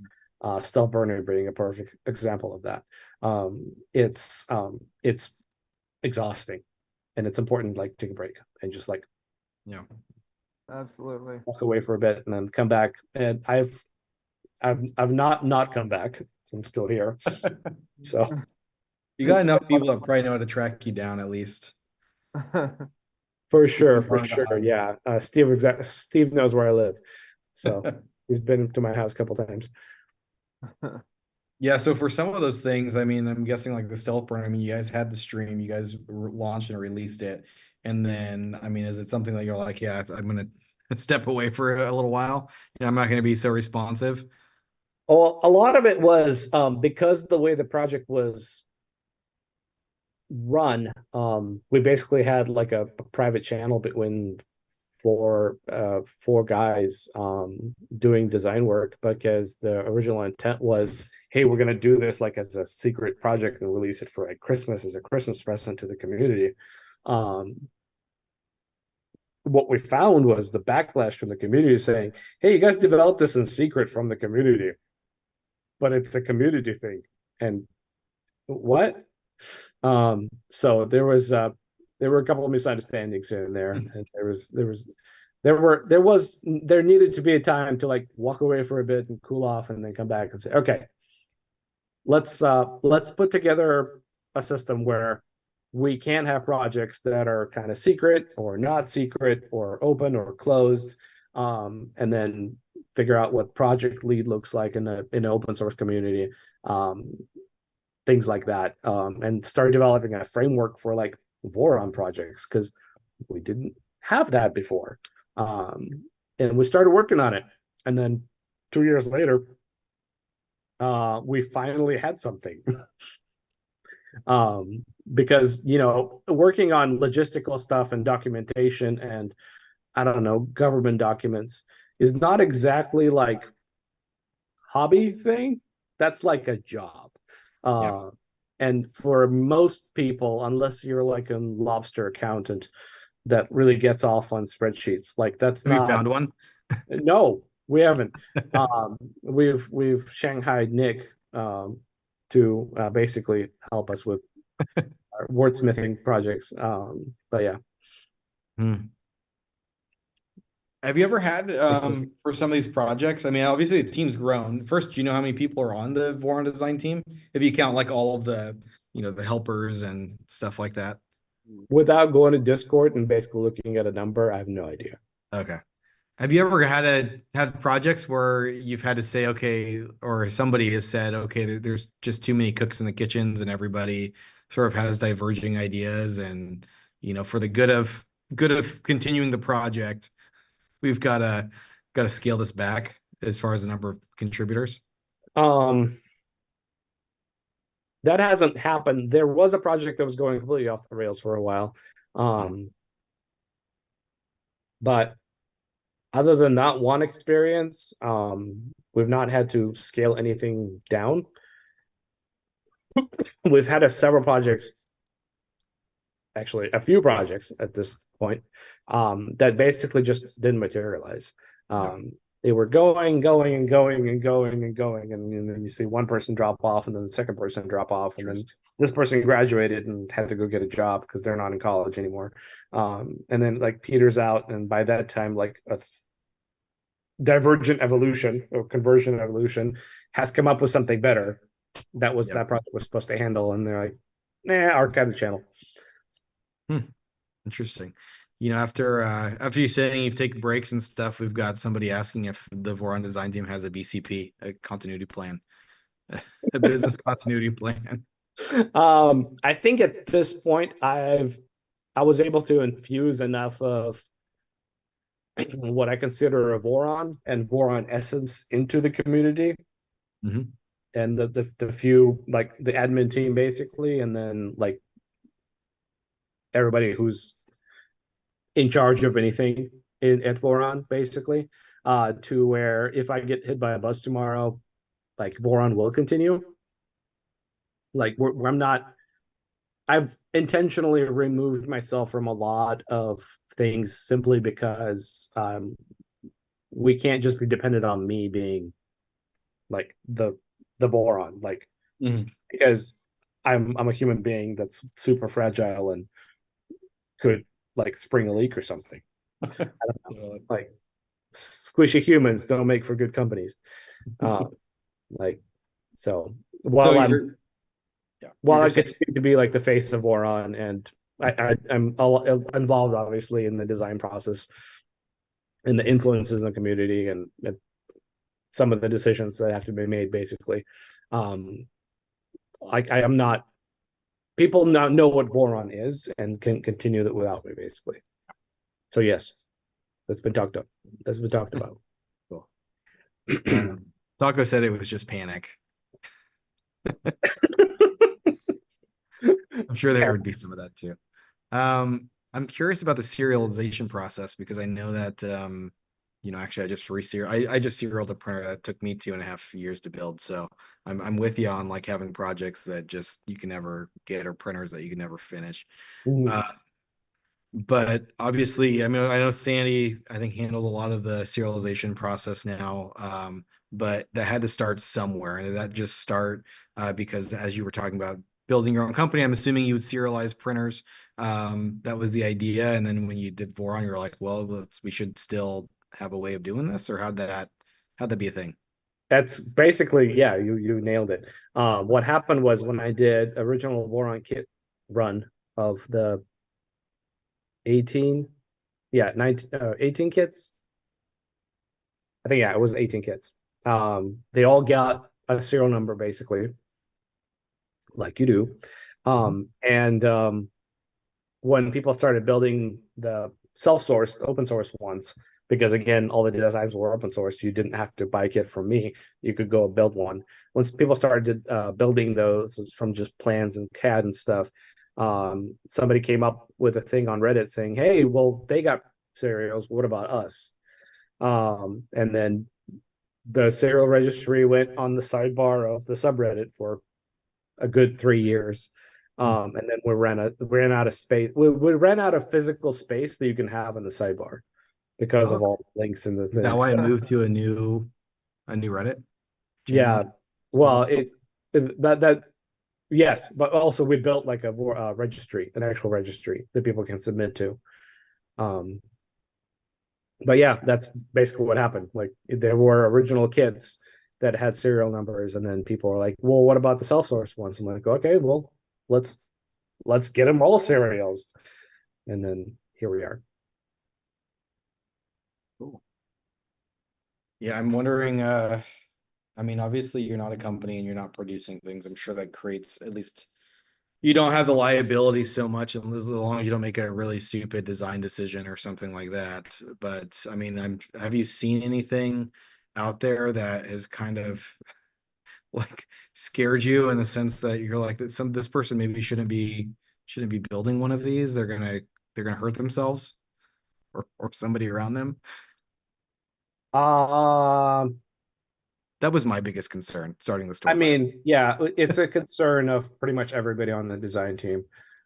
We think and walk through. We also have a lot of tickets that say, "Hey, you guys shouldn't do this. You guys shouldn't do that. You guys shouldn't do this." A lot of it comes down to the fact that we run mains beds, and mains wiring is contentious in other countries. In US, not so much, but when you go to like UK or Australia, like they're not even allowed to work on main stuff at all over there without a license, without being a licensed electrician. So I think we are a little bit insulated, not being a company, but at the same time, like our legal system has no bounds for creative litigation. So yeah, so I mean, assuming you have a lot of people look at your wiring diagrams and stuff like that you post in manuals. now it is because honestly, the first firing diagram for the first Voron that kit that I've shipped had plus and minus reversed. Well, it's good. Yeah. The very first kit the guy assembled, he blew up his ramps. Oh, dang. Wow. Yeah, no, it definitely is helpful. Yeah. And for people that I think don't know a lot about what they're doing other than to be careful, Mhm. it allows them to still be part of the hobby. Yeah. And I mean, having the Discord channels and having basically 24/7 support there of people while volunteering their time. I know a lot of other companies like to push for that kind of model because it basically gives them free product support. I don't know if that's a great way of conducting business, but in our case, it works because we're all volunteering. It's all volunteer effort. Like when you're in the trench, digging a ditch with all the other people, you don't want to be, digging a ditch for people that are standing above you and saying, "Hey, keep digging. You're doing a great job." Yeah, it's all a community effort, and it's if people have questions or get stumbled into something, they can jump on Discord and basically say like, "Hey, huh?" And somebody will point them in the right direction. Well, that's all hours of the day. You're not like trying to schedule people to be around. I mean, it is really cool, and I know it's one of the things I think people say about the Voron community is it is unique in that way that there's such a large following of people that are willing to help. And I think you guys have created a group that weeds out some of the people that are negative because I mean there's people like that. Yeah. Mostly have helpful people. And there's always some that walk that line, but you've got a lot of people that are also there to help. And somebody, if you ask and V2 questions or you open up a help ticket, you'll get somebody that's willing to spend a little bit of time. Yeah, it's awesome. for sure. Yeah, it's a great thing to have. I mean, I've used it. I had an issue and it was one of those situations where I was just like, there's no way that this should be happening.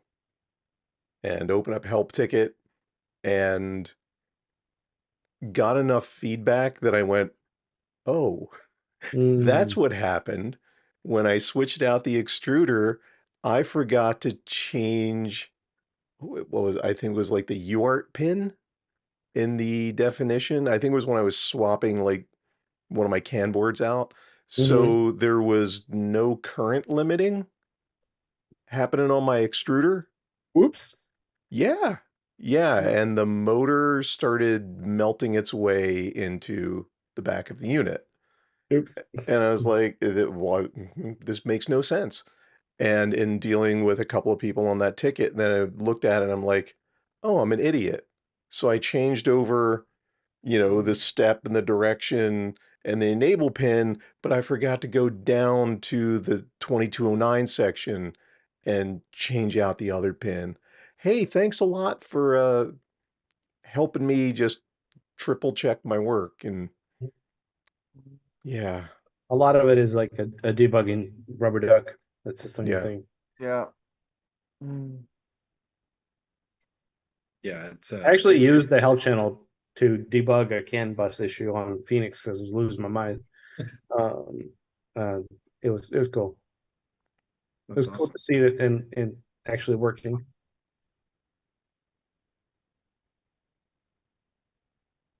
Somebody asked a question. I'm just curious if you have one of these, but someone asked, what's one of the sort of bar napkin ideas that you've had in general, and we're like, oh hell no, like this is dumb as hell. Like I'm not. If it's stupid and it works, it's not stupid. Fair. um,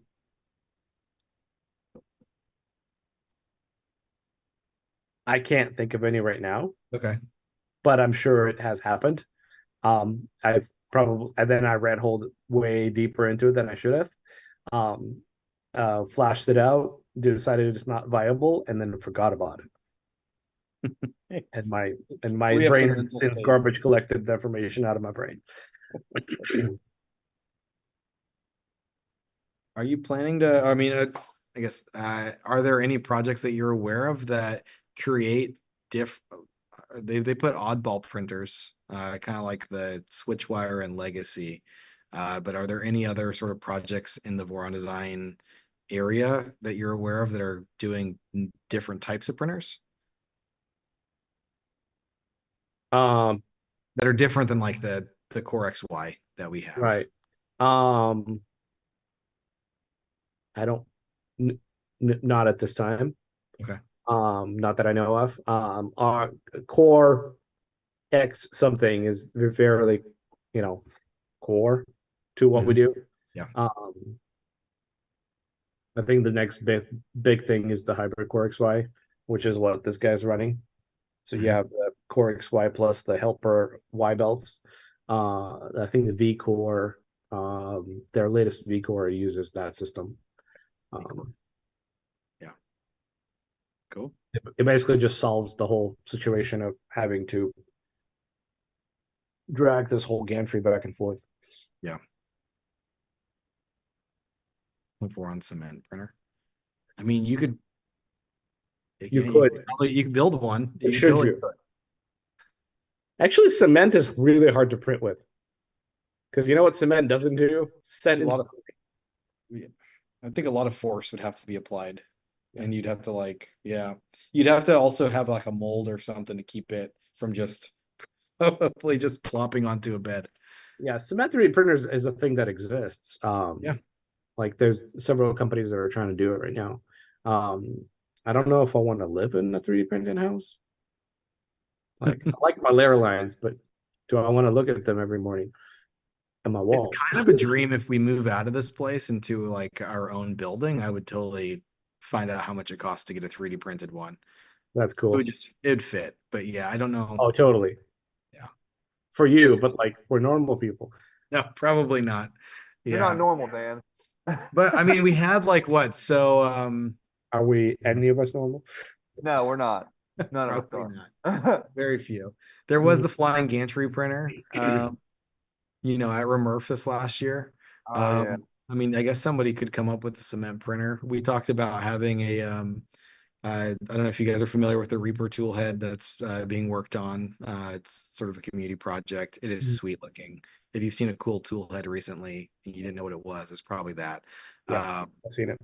But we've got the I don't know if I can show that, but you guys actually had this at oh, I can't show it. I've got the 400% Mobius. or extruder over here. The yeah and M4? talking about building the Reaper 400% with just some giant, I mean, it'd have to be huge fans because they're 250/15 fans, and making it a drone. You know how that started? Huh. You know how this started? Huh. So at RepRap, the first RepRap, when we brought, did we bring this printer for? Yeah, we brought this. Yeah, that was the one that it came, that was the Yeah, original. We're like, what the heck is V24R2. this? Yeah. And basically as a test print, I printed a 400% cell burner piece. I remember those. Yeah. That was not printable on any other printer. And then basically like, well, let's print the rest of it and then we'll build it and it's going to be great. And yeah, and that's how that started. Well, yeah, and I mean it's cool. This one's really cool because it actually works. Right. Oh, so you ended up with it? Yeah. It's Okay. I'm sure I can probably turn it around if you can right there. Yeah, there it is. Yeah. That's the M4. Yeah. Tim printed the TPU belt for it. It's like the 400% GT2 belt loop, and it works. Yeah. It's insane. Yeah, it's fun. It's gonna be a show piece. Right now we're not set up. We don't have any of our fixtures and stuff for the retail space, but it will totally be sitting somewhere. I think it needs bearings right now, doesn't Yeah, it? it was using I think pellets, like airsoft pellets or something like that for bearings. And then somebody said that I think Aaron was saying that it was smoking at one point in time. So we'll probably figure that out first. Or we may just turn it on for like, you know, very small moments where we're sitting there. And we can throw it outside if we need to. Yeah, no vaping extruders, please. But Get it's one of those wham bam clouds above it or something like that. There you go. I bought 3 of them. Those were on sale. Yeah. Max, I'm curious, is there anything else, and it definitely doesn't have to be Voron related, in the 3D printing or 3D printing adjacent community that you're finding really interesting these days?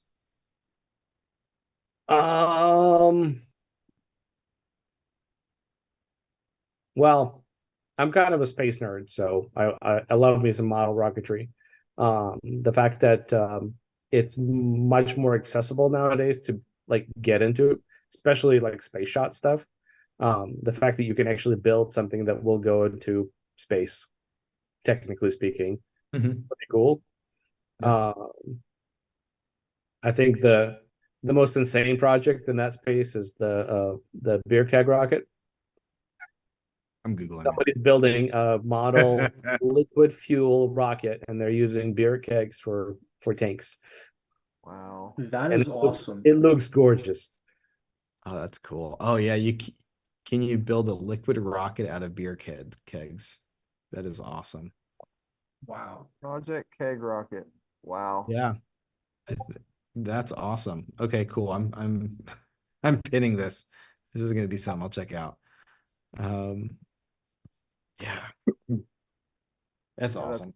I love that. I mean, the thing I think that's got me continuing to be in 3D printing, other than again, I think all the new stuff that comes out keeps me engaged, is just seeing all these cool things that people like can do with the 3D printers that are just like that. Like, I mean, that is going to give me interest for at least like a week of like reading about that and looking at it, and talking about it. So, I mean, those things are awesome. It doesn't get much better than that. 3D printing enables like a whole bunch of things. Yeah. Yeah, this is really cool. Yeah, that's amazing. 3D printing is the hobby that turbocharges all your other hobbies. Yeah. Right. Like I thought building. like I was gonna have like different hobby, and then I needed a 3D printer, and then 3D printer became the hobby, and then it became a business, and now it's back to being a hobby. But it's like a permanent hobby forever. It's a forever hobby for me at this point. I think I found my niche, if you will. Yeah, totally. Well, and again, now you can't escape it. Even if you find another niche that you're into, you'll always be associated at some point with, with 3D Yeah, printing. I'm kind of okay with it. No, it's awesome. Yeah. I mean, obviously, it's not a company. You're not making a bunch of money. I mean, the design team does get donations. So I mean, there's some revenue stream coming. Where does that go? Is it primarily for shows and stuff, or what do you guys use it for? Yeah, we use it for shows.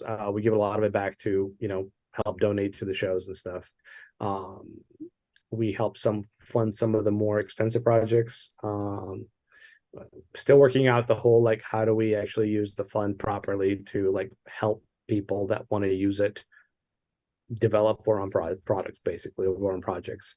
Some of it gets, and most of it just sits on the account until we need it. Some of it went to the lawyers to make sure that our trademarks don't get screwed up in the process. Things like that. Is Basically. Voron a 501c3 like nonprofit kind of deal? We are not. So we have an LLC because we had to set up an LLC to receive a trademark. Okay. We would like to convert that into a nonprofit, simply for the fact of like we don't want an LLC. Yeah. Yeah, and that just adds extra tax. Like they have to Right. report. It's the paperwork that's the problem, probably. Exactly. Yeah. Interesting. Yeah. We're trying to get it to. It was a little bit of a scramble because there was a filing for a trademark that went into a trademark office. So we had to like. You have 30 days to review and submit. Yeah, basically, yeah, it's something of that nature. Yeah, so it was a scramble for sure. Somebody asked, you mentioned earlier that you work for Apple. What is your day job? I work in iCloud. I'm a software engineer. I work in the tools department. So that's about all I can share. I'm sorry. No worries. You say the tools department? Yeah. Yeah, Okay. I started off in so my first job actually was robotics. So I worked for about 10 years for a company that does pan tilt systems for cameras, security cameras. Okay. Pelco, which is based out of Clovis, California. So I spent about 10 years there working as first as a technician, then as a developer. So that's where I got all of my. It's actually the first time I saw it. That's where I saw my first 3D printer in like 2002. It was a giant like resin printer. Okay. And they were like doing prototypes. I think it was 3D systems. Yeah. Or yeah, it was something like that. It was Like it was 100,000 awesome. plus. I'm like, you can just take the CAD thing and then print it, and then it's a solid part. What? Blew my mind. Do all the jokes and stuff about the cloud. They also just asked, are you the only one that understands the cloud then? I'm the only one in my house that understands the cloud. I work with several thousand people that also understand the cloud. Yeah. But yeah, the Yeah. cloud is a joke. Yeah, it is. There is no cloud. There's only other people's computers. Correct. And sometimes those computers are in giant racks in giant rooms that are very air conditioned and very secure in the middle of Nebraska. Mhm. Or an undisclosed location, right? Correct. Yes. Yeah, and kind of piggybacking on that, Civi was asking, what do you do for fun? This I do mechanical engineering for fun. I don't know, watch a lot of YouTube, spend time with my kid, do construction projects. I just built a shed. And those are fun. Those are your hobbies? Yeah, no, doing like basic framing is kind of fun. I finally bought a nail gun, like a framing nail gun, proper framing nail gun. I understand. I understand why they use nails now. Yeah, it's Fun. really wood is fun. Yeah. Oh, that's yeah. Somebody asked how many pets you have now. Sandy knows about Cheddar, the big Charlie. Do you have any other pets? I have a big Charlie. Cheddar is fat Charlie. He's basically Garfield size. That's the shop cat that doesn't like the dogs. Cat number one. I have 3 other cats in the house.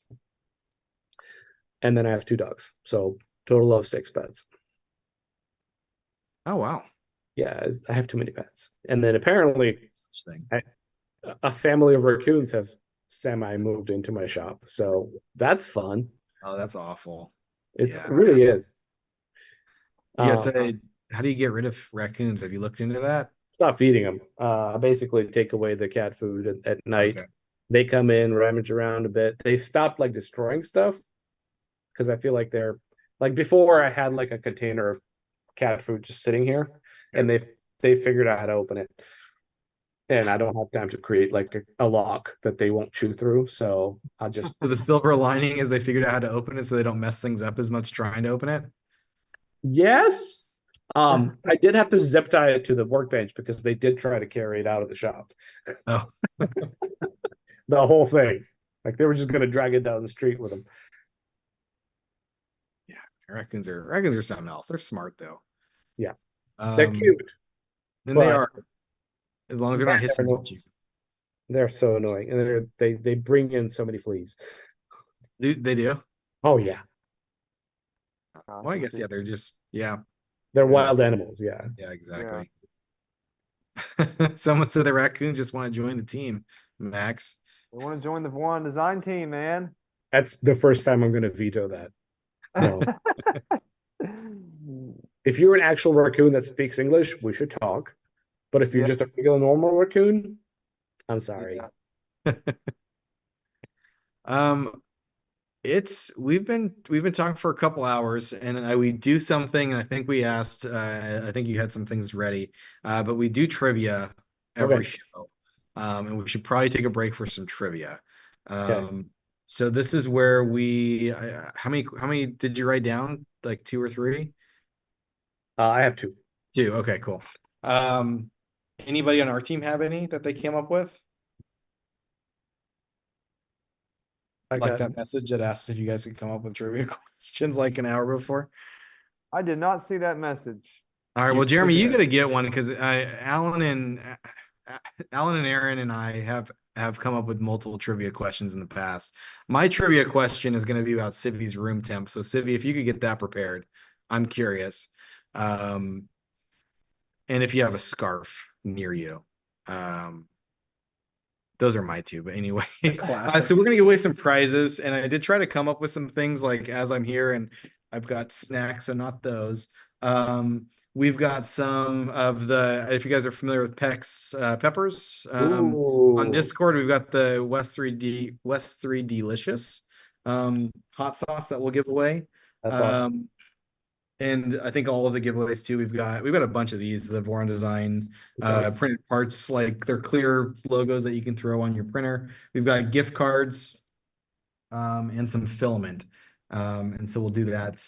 I grabbed one of them here, but this is the KB3D orange. But we've got some other filaments here. And so we'll do those. And for the first one, Max, I'll let you ask one of the things that you wrote down. Let's do. Oh, let's see. I gotta figure out. The only problem with these logos is they're kind of big, so I gotta find out a box that I can actually fit this in with whatever else I want to put in there. That's a 12 by 12 by 4. Yeah, and I'm thinking we could fit a filament in there too, if we do that. So let's do let's do gift card first. So let's do a $50 gift card for the first one. That's easy. I will just send you a code. And then for the other ones, we'll give away actual things. And I'm debating, I've got these We worked with IKO and we've got like these super fancy we call them motion perfect rails, but they're just a IKO spec rail with interchangeable carriages. So if you do want to do something with multiple tool heads and IDEX set up, something like that, you can do that. You just buy a second carriage and you can throw it on your rail. So we Nice. might do that. This is the spendy one if we were to give that away, and it's here. I grabbed it, so we'll do that one too. All right. So this was for the $50 gift card, Max.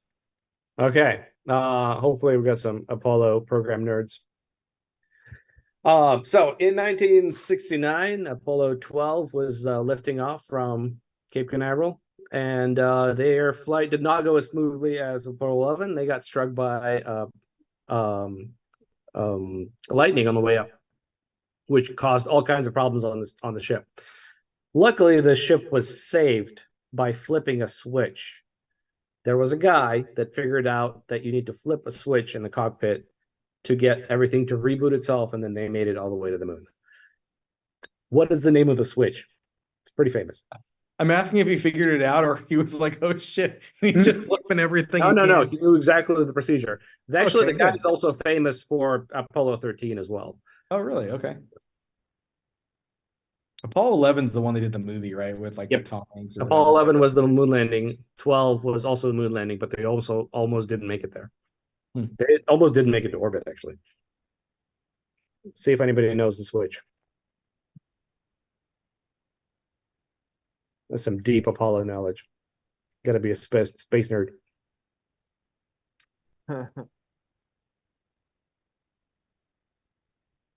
Most of them are SC to aux. That's it. Is it?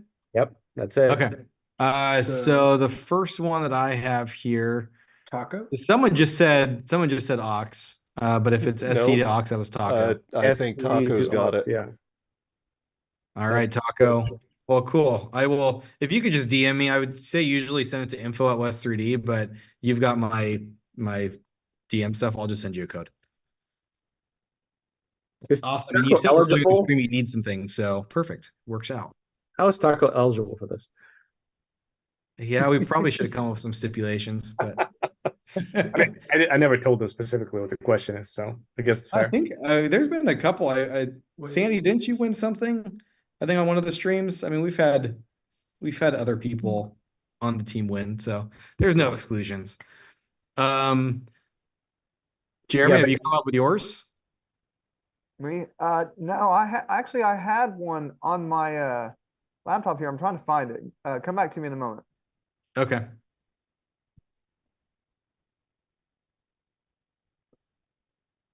I was giving my questions on my, okay. Maybe she didn't win. Chris is one. All right, let's see. And I haven't thought of mine. So why don't we, for the next one, why don't we do a giveaway of, I think one thing of filament isn't good enough. Trying to think, this is like I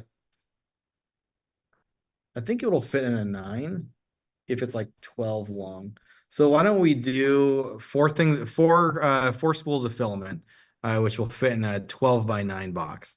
And we'll do all the ambrosia filament, and you can choose any type. It's not limited. In fact, we just got this is ASA CF, and I just want to show off. The colors came out really nice. Wow. We've struggled getting colors on carbon filled filament for a while. I'm assuming carbon just doesn't pick up color very well.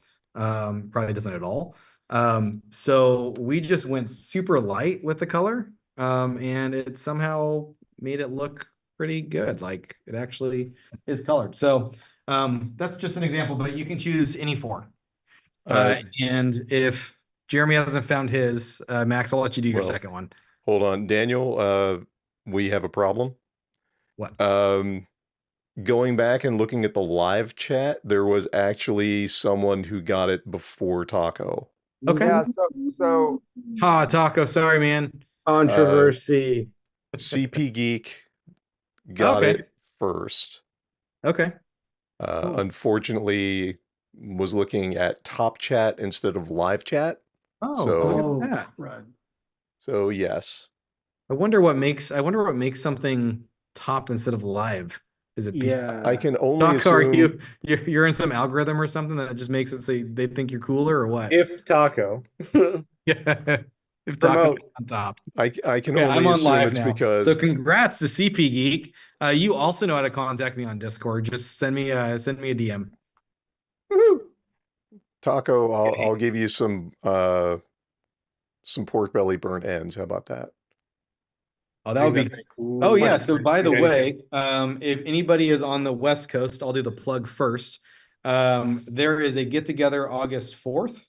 And if you are in the VOC channels, you're invited to that. And you can look at that on the Voron Design Discord. But Taco is one of the people that are putting that on. And check it out. And I guess there's going to be burnt ends. Taco. I bought like 4 pounds of pork belly. So Hey, if you guys are in the Voron community, show up. Taco, if you want to put any details, you're able to do that in chat. By August 4th.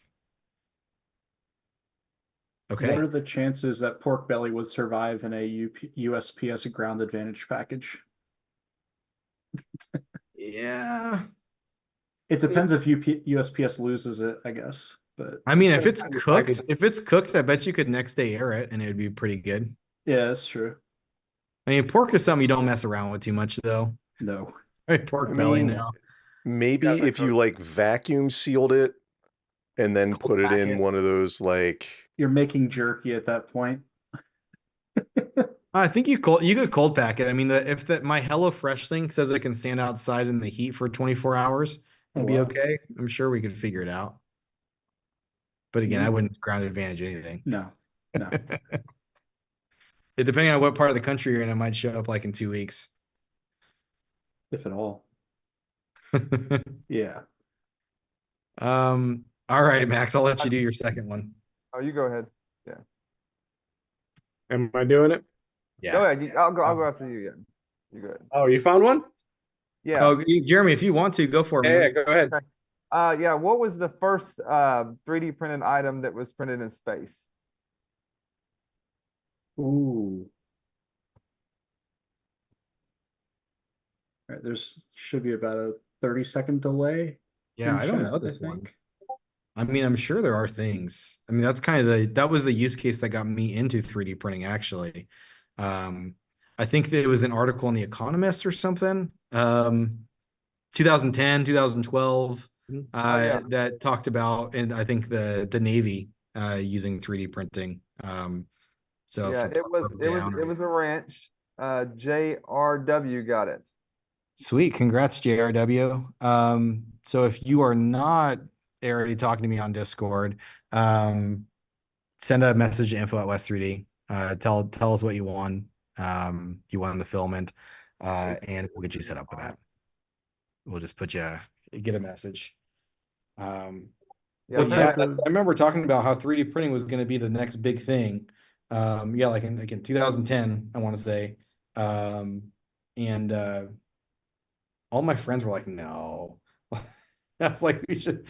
I started talking about doing a 3D printing company actually way back then. And yeah, I think it was an Economist article that was talking about how the Navy was able to, like, if a part broke down, they could print that part on ship and be up and running like within a day, where before it takes more than 2 weeks for another ship to come bring them the part and then leave, and the amount of cost savings and stuff. And it's crazy to know that, yes, it is a real thing, and you now can print stuff at the space station and stuff. I'm assuming do you know, Max? Do they have printers on the space station? I think that the ISS one is still operational. I believe they're designing one that I've heard of. That's supposed to go on the outside of the next space station that's supposed to be in moon orbit. So it's going to print objects that will basically remain in space, in vacuum. Interesting. But well, part cooling won't be a problem. no. Depending on what side you're facing, at least. Yes, exactly. Yeah. You can have it Peak any would probably color melt.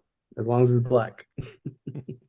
What type of Jeremy, what type of Was it like SLA, FDM? Did it say I'm anything? not sure. It was, It I, was I know it was, MDM. You well, can't do FDM. I think it was Oh, the FD, resin. like, it was like they emailed them Yeah, they okay. emailed it to them, and I think they needed a special wrench or something, and they 3D printed it on, yeah, so, It's yeah, it was a torque wrench. And you can yeah, still do it. You can still find it on Yeah. Thingiverse. That's sick. yeah. Yeah.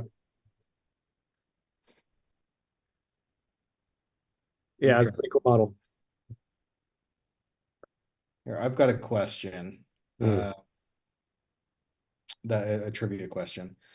So this can be for some West 3D hot sauce.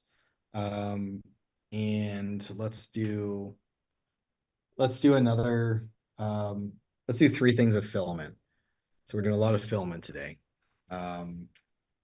Yeah, so my question is, I just got a V2 serialized, and again, this took me 2.5 years. And it was a running joke of when I would actually finish it, so finished it. Wife and kids were gone for a month, and I was like, this is the time, so I did it. There are two things on the printer that we don't sell. If you could name one of them. One of them is something we sell, but just not that version anymore because that was 2.5 years ago. If you watch the video, one of them should be pretty obvious.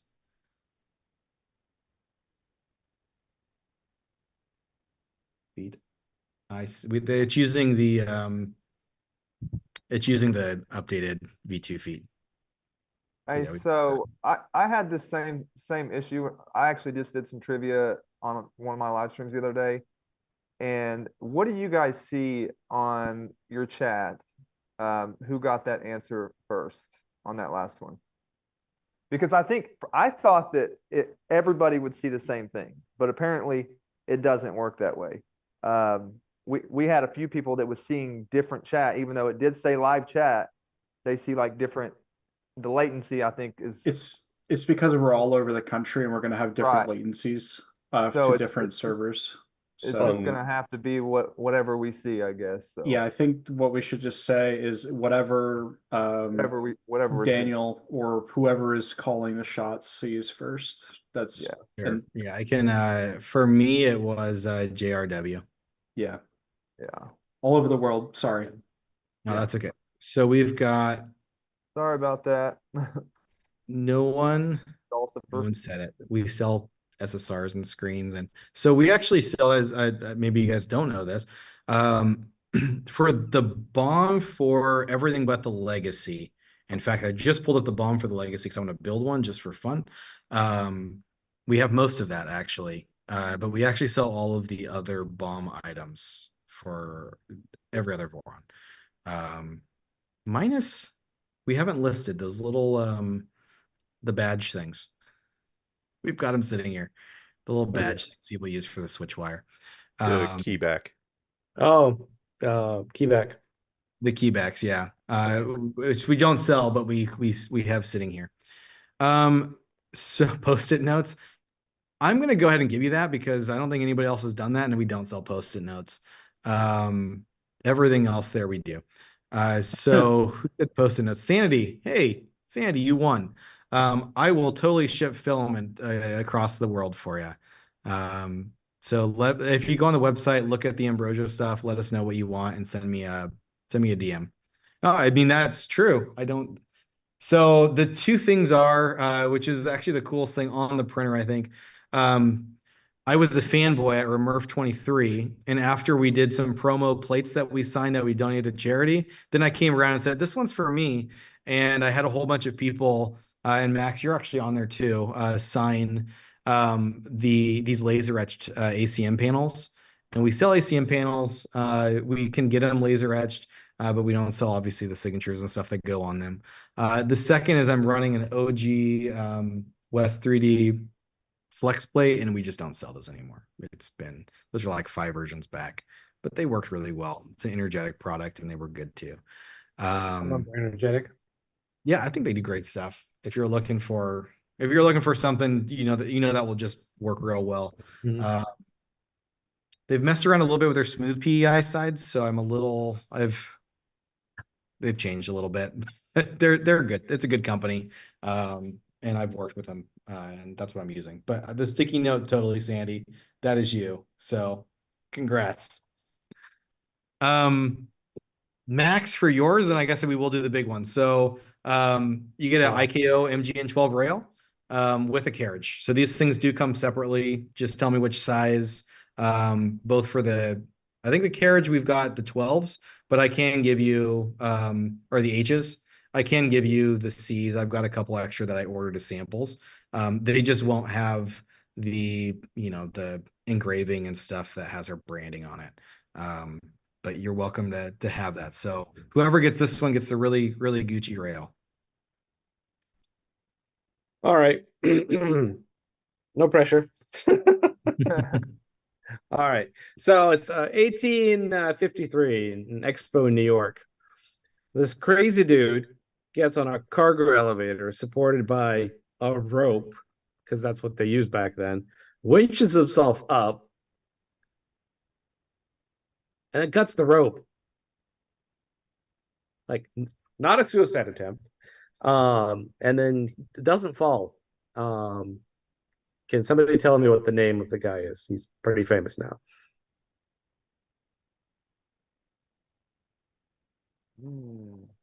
Dun dun dun. Did 1968? 1853. Oh, 1853. Okay. Way back. Yeah. Does their name happen to be an elevator manufacturer today? Okay, Yes. I think It's Otis. Yep. Alicia Graves. Otis. yeah. Who was on So your for that, screen, I have Dan? Zeta Tango. Yep. Yeah. It was demonstration of the first safety elevator, because previously there were no human rated elevators. Oh, really? Wow. So Yeah. that was the demonstration. Like you would fall to your death, but you won't now, kind of deal. Yeah, people were like screaming, but Yeah. he didn't fall because his mechanisms worked. That would stop the elevator. It was the first safety elevator. That's crazy. He founded the company, and then once he died, his sons took over. And now there's like half of the elevators, I think, in the world are Otis. No, that's crazy. It amazes me sometimes the things that people do to show off either their inventions or like technology and stuff. Like someone mentioned Tesla. I know, like, I mean, I think he used to go and do like put a whole bunch of, showing that I think DC was safe or something. I don't know. And like had a whole bunch of electricity running through them. Yeah, it's insane. The balls on those guys back in the days. Yeah, something else. It's crazy.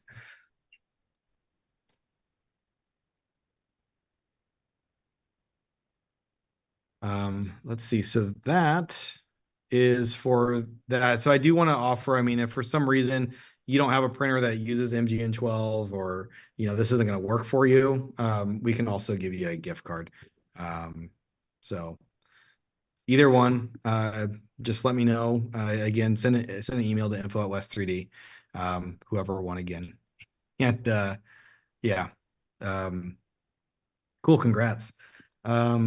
Do you guys have any other trivia? Anybody here? I can give away some more stuff. Did you think of something? I can ask another one. Okay.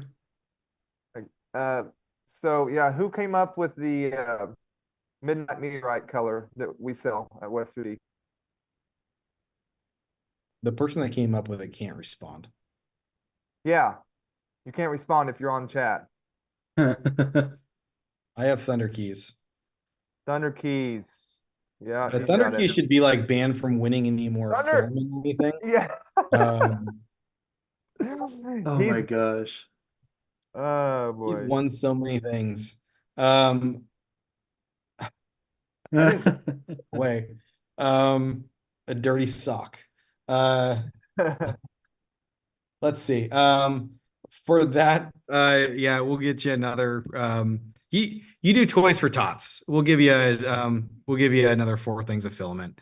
That'll be good. You'll make good use of it.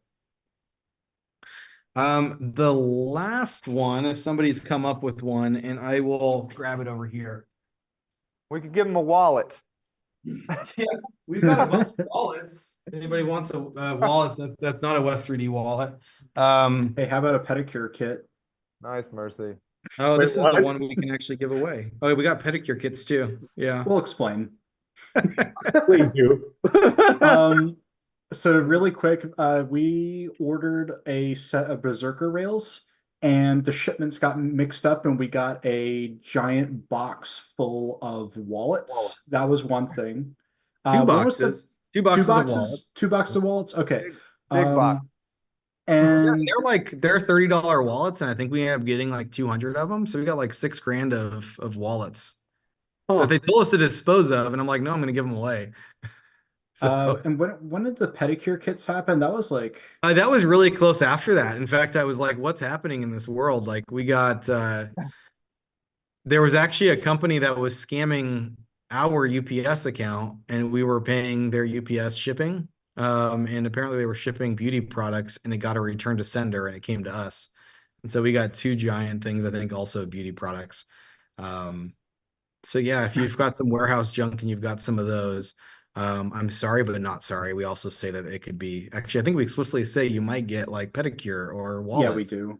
We've also given up some cool stuff, but yeah. So if you want to get a very stylish wallet or you want to have a pedicure, feel free to order warehouse junk at west3d.com. They are the wallets are what, RFID blocking. So yeah. They're not bad wallets. you can buy them on Amazon again, $30. Yeah. So the next one, in fact, I'm gonna give you the West 3D, I mean the one that we actually use here. And I'm gonna have Preston make it, or PF make us another one. But you guys have probably seen the belt tension meter kits. Oh, sweet, yeah. Oh yeah, you were talking about, you made it from the kit. So this is the complete one. And it is also signed by PF. And the next one will get one of these. I love this thing. Very it's- clever little gadget. It's been a life, I mean, it's been a time saver for sure. And there's always, for me, the strumming of the belts, it just always changed enough that I just didn't have like a ton of confidence. And I was like, okay, it's good enough. This at least I can go to bed at night being like, okay, my belts are, tensioned pretty closely together. Also need it to be optimal sort of level. quiet. Like you need your room to be sort of quiet, like when you've got a bunch of printers running in the background, it's hard to get, your sound to pick up properly. One for the V0, that was the one that I was really struggling with. Like I was just so frustrated.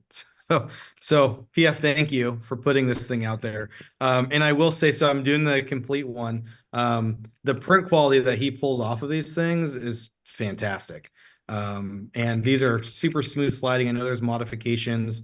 People throw bearings and stuff on because it makes it easier. You don't have to have as tight tolerances. But these are fantastic. And I want to say, if he's on, he can correct me, but at least he used to like actually sit in, like there's a certain number of actuations of the spring to kind of wear it in. And so, just imagine, I think he said he was like watch TV and he would just go like this. Yeah. So I think he said 100 times or something before he brings each one. Oh my gosh. when you guys are buying these, you're actually buying some manual labor. Yeah. With 100 pumps. 100 pumps. Minimum 100 pumps. Yeah. Some PF pumps. That's a different channel entirely. Selling point. Yeah, that needs to go in the description. Made with love. Yeah. And pumps. Do we have another trivia question? Alan, you were about to say something? No, I wasn't.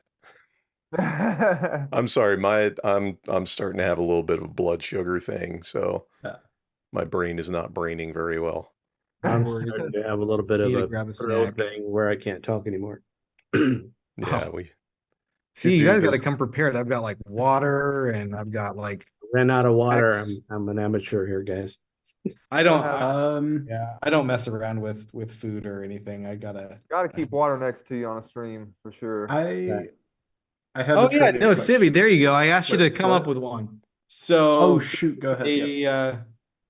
the question that I have is for Civvy, and you guys have to guess, and she's just gonna tell us who got it first. But the the ritual question, which we've asked on almost every stream, is how warm it is in the room Civi's in right now.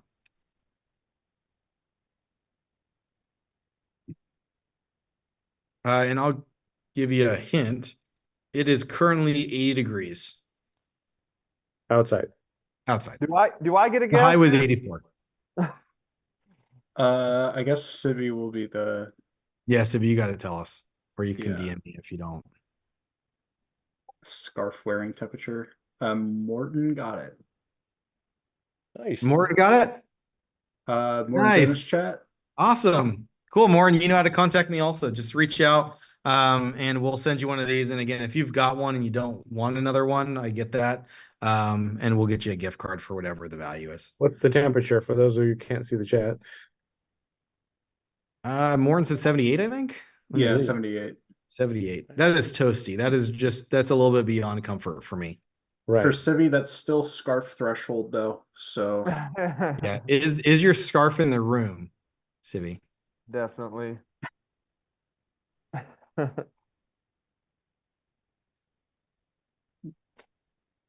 Truth.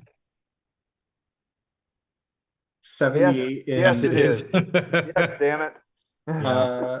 78 in centigrade is like 24, 24.5, something like that for people who ask. Okay. It's too warm. Yeah, It's- it's hot. uncomfortable. It's a little too warm. It's one that you could probably, if it was like 100 degrees outside, you could be inside and feel okay. But when you try to go to bed, you're not going to sleep very well. No. At least that's my experience. That I had makes my sense. AC go out, and that's about how warm. It got up to like 80 in the bedroom, and I was like, "This is not." Yeah, it's not comfortable I to couldn't no. sleep. No. I will say Civi we've got one of those industrial fans or whatever, the drum fans. And I've seen her wheel it over to her packing station and turn it on. So she does get warm. We don't have AC in our warehouse, by the way. So that is, Ooh. Ouch. that's the thing. We've got warehouse in the front rooms. So we just open the doors and like I put that drum fan in the doorway and just blow at least a little bit of cool air. It helps a little bit, not too much. So yeah, fortunately we don't have like direct sunlight that like hits the bay doors because those are metal and they get pretty warm, or like windows. So it doesn't get too crazy, but I have seen her do it. So it is a thing. And I guess, dude, if you, Steve, if you knew how much we paid for this unit, you would think the AC is in the budget. I was a little shocked that it wasn't there. Yeah. But yeah, I think it's because here in warehouses and stuff a lot of times aren't. We do have to prevent things from freezing. Most warehouses will have like heat. But they tend to come on sort of when it gets really, really cold. Yeah, I didn't realize that a lot of the houses out there didn't have AC. Aaron just said in chat that Fabrico doesn't have it in his shop, and his is like in Florida. Oh, dude, in Oh my Miami, there's no gosh. way. That's crazy. Dude, no. There's no way. You should have seen our first place. The first place we moved in here was 800 square feet. So we're in just under 4,000 now.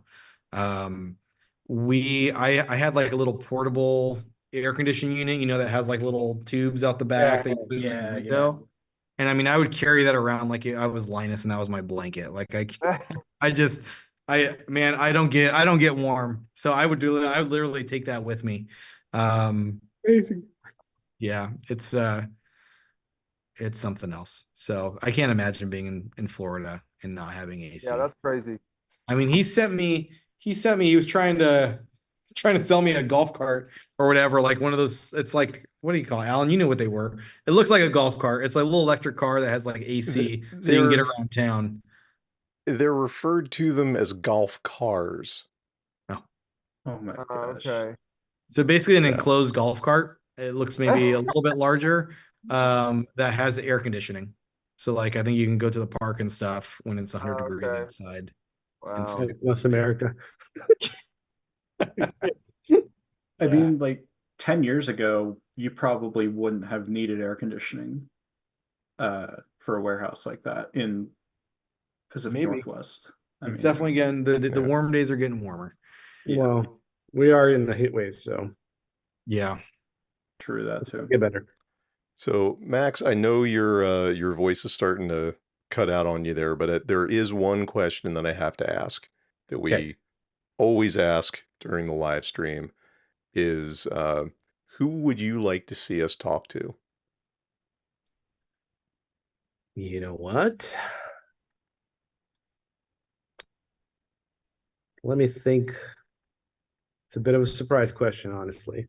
Um, I mean, if you can get him, Papa Joe would be kind of cool.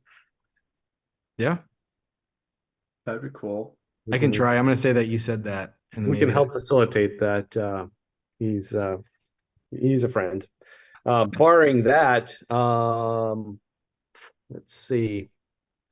Well, I mean, doesn't he own Voron Design? Okay. Funny story. They're now the largest distributor of Voron parts in the United States because they bought Printed Solid. Oh my Yeah. gosh. Yeah, That wasn't a no.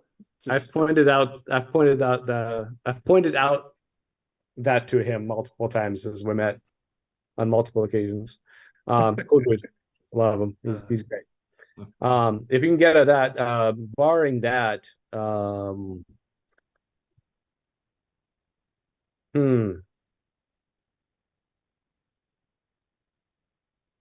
yeah, it's way too many people. I can't.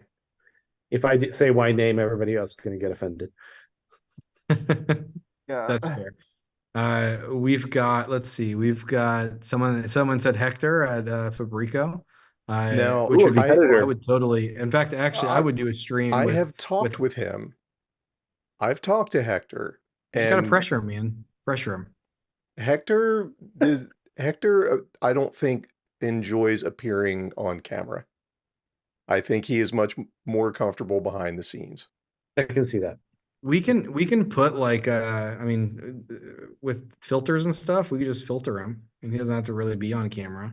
Put him in like one of those things where it's just the black, where it's just like he's a. oh I can- With the yeah. profile here and he Voice. just talks like he's Or Dead I can- Mouse or Marshmallow, where they I wear can like pixelate yeah, his it's like face those and those TV shows where they're talking about like a crime that Yeah. happened and you just see the silhouette. Just a giant honey badger Started mask. Fabrico. so I thought it would be a Actually, really you know good what? idea What I to would open a like to do 3D is printer we shop. could do that. He could respond to the answers, and we could hire somebody or ask somebody in the community to sort of mime or like act out Yeah. as if we just have like a short audio delay. That'd be great. That would be I think we should cool. do that. I'm down. How much would a honey badger mask be to get that made? Probably not too much. So I would, yeah, we could do that. And in fact, I would probably see if we could bring on some, we can bring on Chris or somebody else too. Just we can get some more people. That'd be cool. I think that would be good. I saw, who else did we see here? Zombie or Pezlich. Zombie. Got someone said man. Yandick, Yeah. Zirancho. Yeah, cool. Yeah. Okay. See, some people answered for you. Hard K. RK. Yeah. We've done hard K. Yeah, We've done hard her. K. Oh, we did. We've And done hard Yuri. K. We've done Sanity. Yes, I mean we've done We Whopping, hit Yuri on? and we've got Chirpy would be a cool. good handful. Chirpy would be cool. Nice. Oh yeah, for sure. Chirpy. We have spoken. It's been put out into the world. Okay, cool.